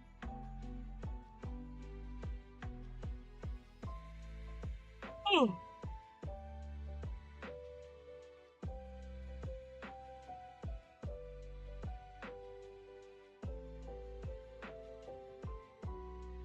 Okay.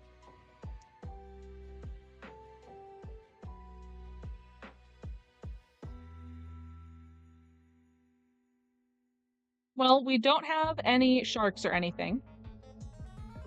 So I think it goes right here. And as we get to sharks and things, we will add them on to the Mantine line.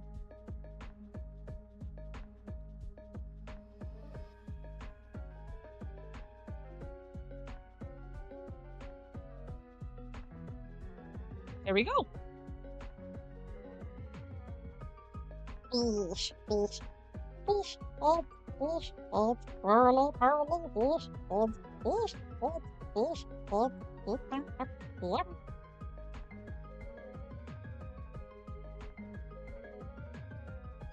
Does this guy have an evolution? No, but he does have a Mega.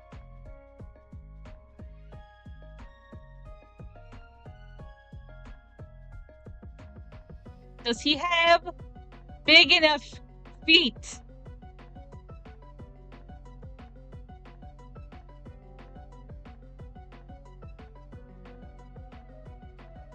See, these aren't even, like, digits. These are the claws. His feet are normal sized. So he's not quite a Chicana.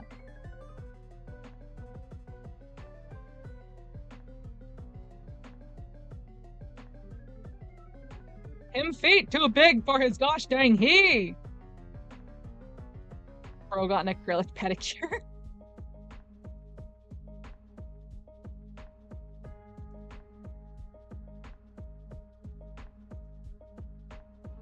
The armor bird Pokemon.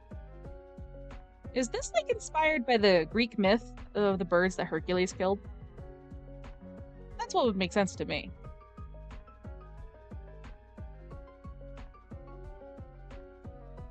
Crab. Meat without feet.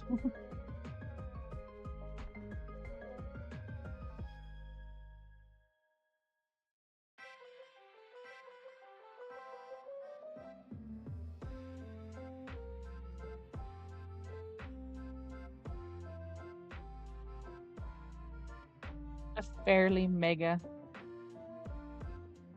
Okay. Oh, a fairly recent mega. Its sturdy wings look heavy, but they are actually hollow and light, allowing it to fly freely in the sky. After nesting in bramble bushes, the wings of its chicks grow hard from scratches by thorns.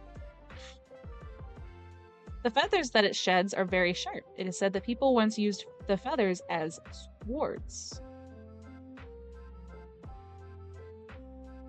Sturdy wings look heavy, nesting in brambles. Skarmory is entirely encased in hard, protective armor. This Pokemon flies at close to 190 miles per hour. Okay. Flex.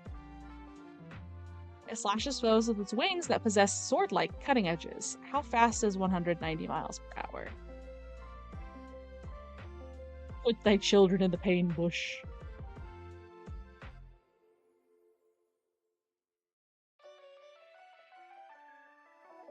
How fast is a jet? Okay, so it's not as fast as a jet.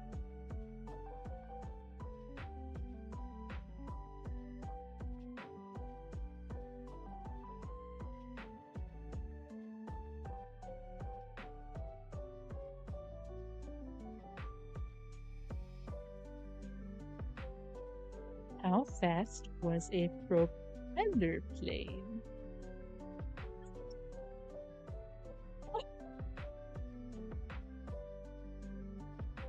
It's an actual plant!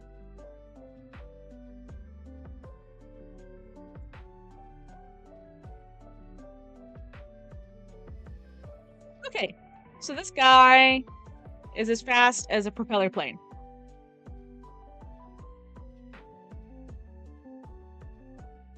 Skarmory's steel wings become tattered and bashed in from repeated battles. Once a year, the battered wings grow back completely, restoring the cutting edges to their pristine state. This Pokemon has a body and wings of steel, not aluminum, unfortunately, as Smithy suggested. People in the past used feathers fallen from Skarmory to make swords and knives. Sturdy wings look heavy, but its bones are hollow and light, allowing it to fly freely in the sky. Bird that grows metal. Despite being clad entirely in iron-hard armor, it flies at speeds over 180 miles per hour. Bird sword. Its sturdy wings look heavy, but they are actually hollow and light, allowing it to fly freely in the sky. Despite being clad entirely in iron-hard armor, it flies at speeds over 180 miles per hour. Yeah, they toned it back. They were like, almost 190. Let's make it over 180. So it probably flies at about 184 to 185.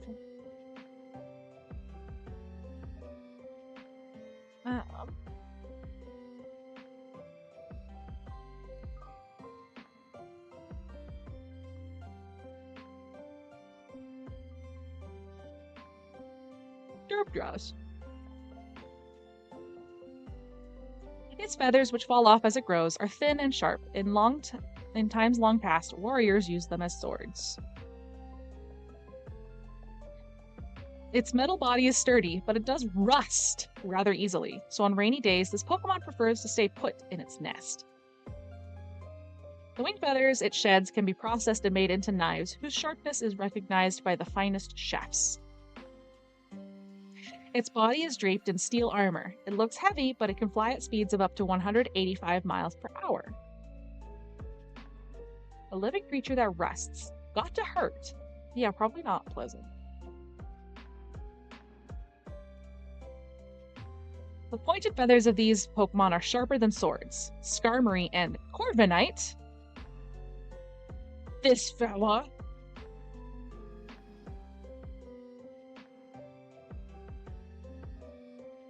Fight viciously over territory. It does probably not have nerves in the feathers. That's true.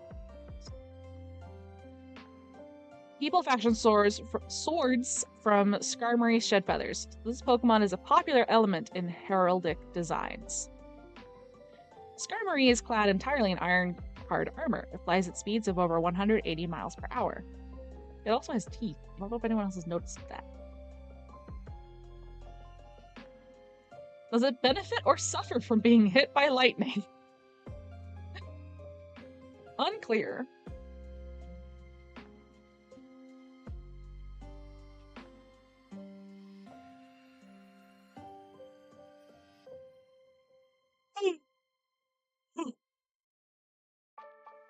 Both.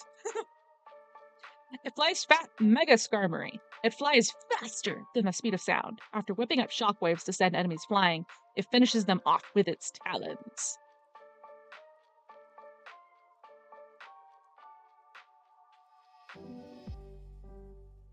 Okay.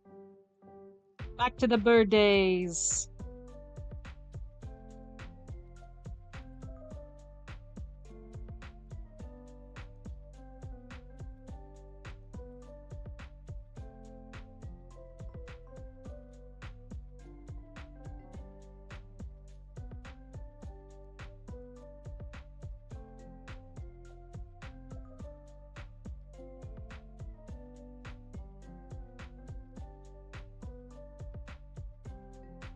Yes, now it goes 3 times faster than its normal top speed. It's super weak to electric damage. Okay, so getting hit by lightning is not good! Yes, that's right, because electric is good against flying and it's good against steel, so you are so right, Brexit.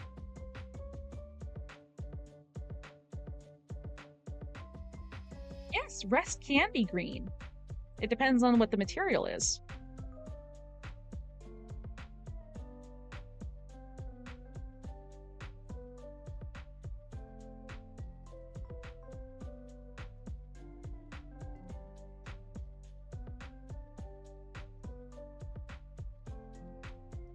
Let's see.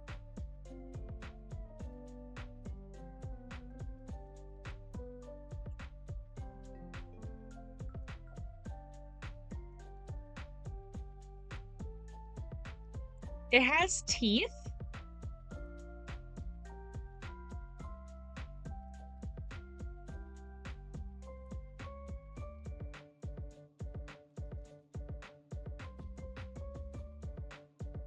So, what do we think?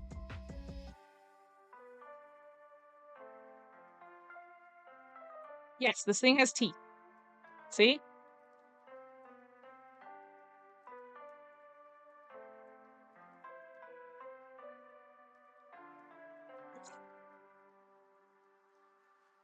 Let's look at Magmar, and Magmortar.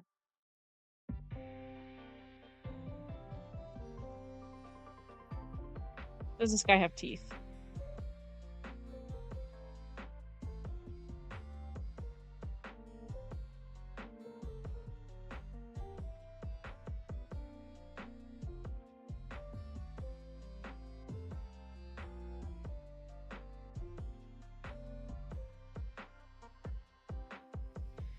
Using electricity on steel can prevent rust, so do you de-rust it with an electric move? And are they like teeth or part of the beak teeth?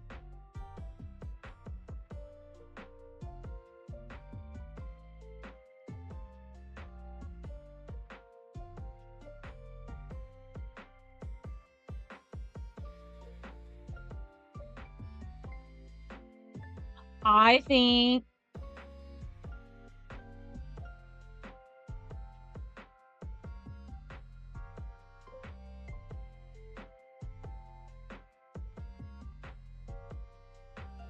so he had hands, which was one of the reasons why we put him here. I think we put Skarmory right here. Between Magmortar, and the other birds.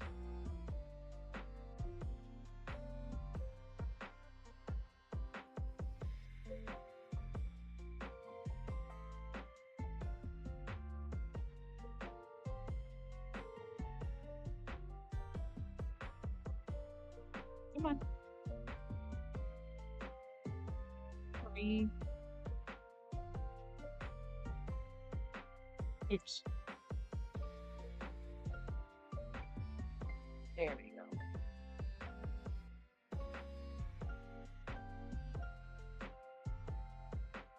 Scar.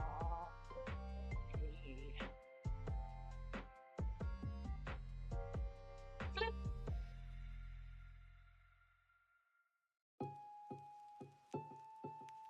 Flip.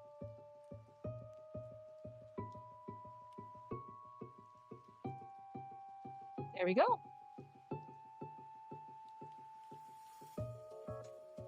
Okay, what's the next Pokemon?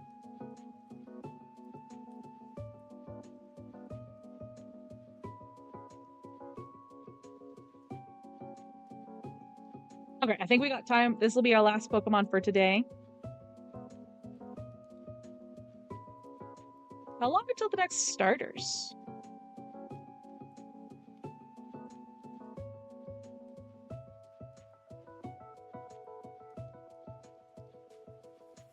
How many Pokemon are there?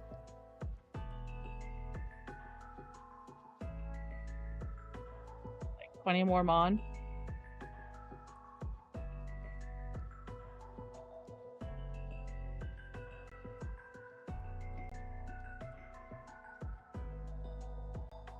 There's a lot more Pokemon. Oh, yeah. But...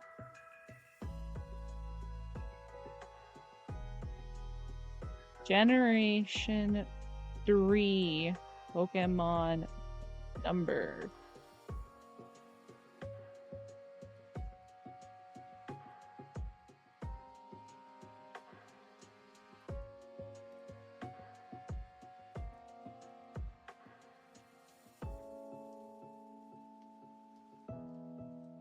(252 through 386). I hate that. I got that information there. Starts at 252. What number are we on now?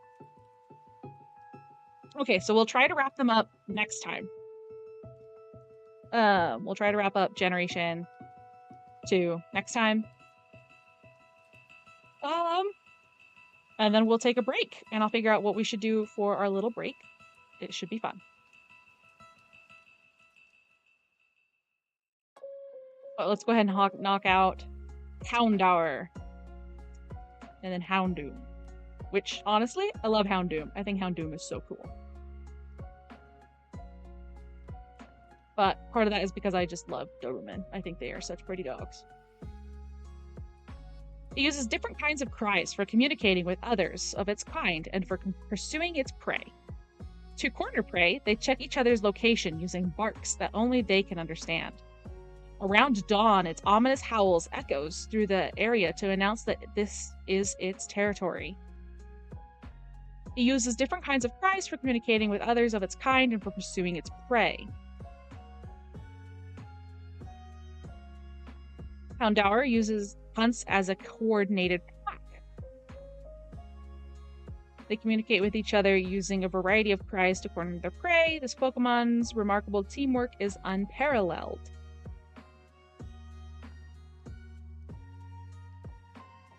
It conveys its feelings using different cries. It works as a pack to cleverly take down prey. It is smart enough to hunt in packs. It uses a variety of cries for communicating with others.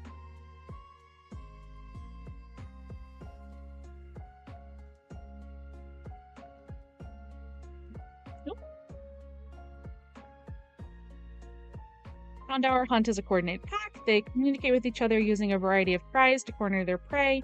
This Pokemon's remarkable teamwork is unparalleled. It cooperates with others skillfully. When it becomes your partner, it is very loyal to you as its trainer and will obey your orders. They make repeated eerie howls before dawn to call attention to their pack. It conveys its feelings using different cries. It works in a pack to cleverly take down prey. It is smart enough to hunt in packs. Okay.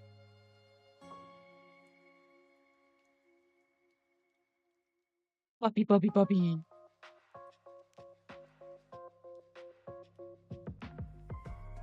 Houndoom. Mega Houndoom. That's a pretty cool, sick design. Houndoom is the Gimpy Gimpy of Pokemon.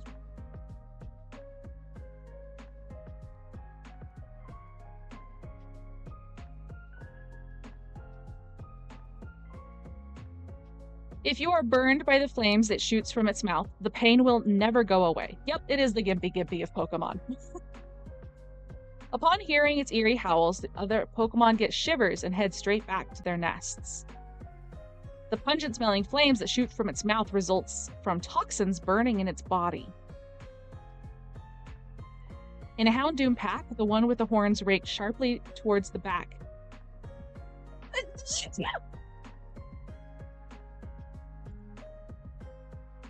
In a Houndoom pack, the one with its horns raked sharply towards the back serves a leadership role. These Pokemon choose their leader by fighting amongst themselves.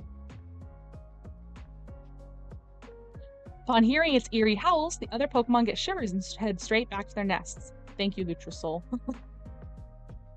What is a Gimpy Gimpy? Gimpy Gimpy is a plant that the poison, the pain just never goes away.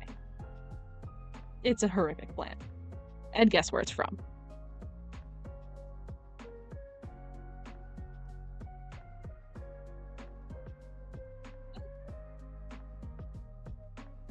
Long ago, people imagined its eerie howls to be the call of the Grim Reaper.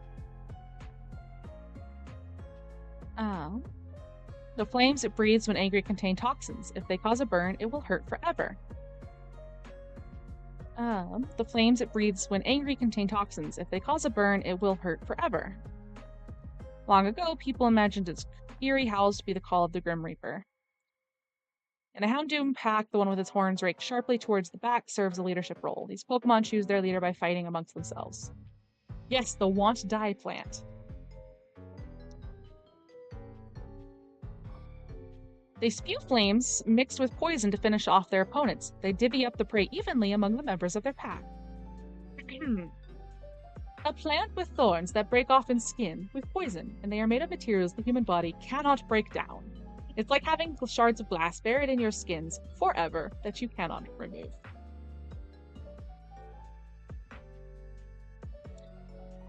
Yeah. They're not thorns, but yeah. Thank you, Brixit. Thank you, Smithy. It is a horrific plant, but an interesting one. Very stable chemicals.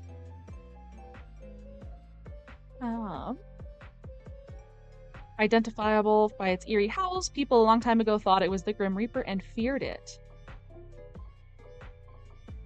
Its red claws and the tips of its tail are melting from high internal temperatures that are painful to Houndoom itself.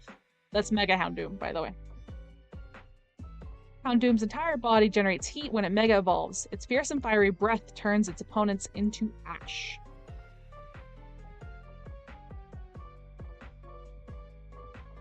Long ago, people imagined its eerie howls to be the call of the Grim Reaper.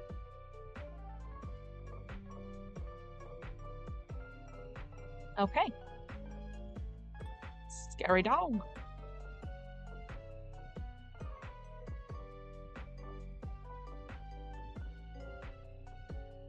Okay. Doggy doggy doggy dog.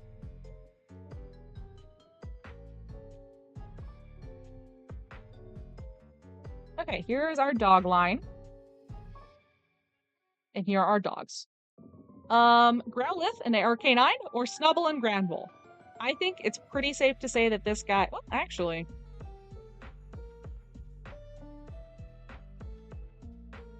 I don't know.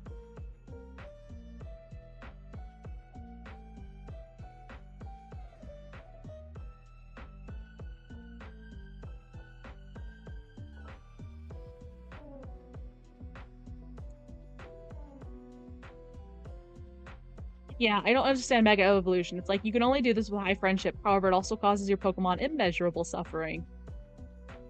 Like, let's just not do it. The designs are cool, but the idea is not.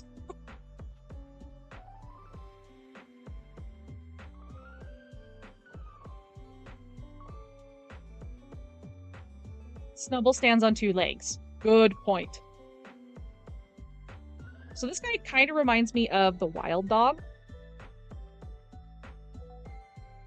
As well as of a Doberman. So we can either make it related to Growlithe and Arcanine, or we can make it equally related to the 2. I think let's just go ahead and stick it next to Arcanine.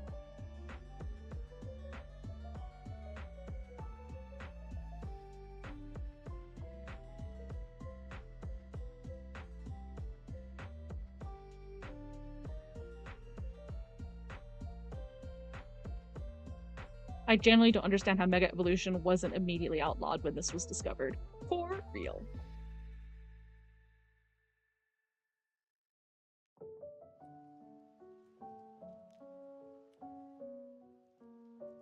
Pokemess.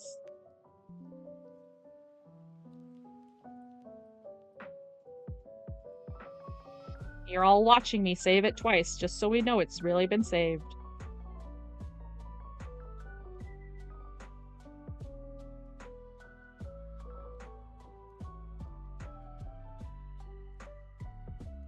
Nap time.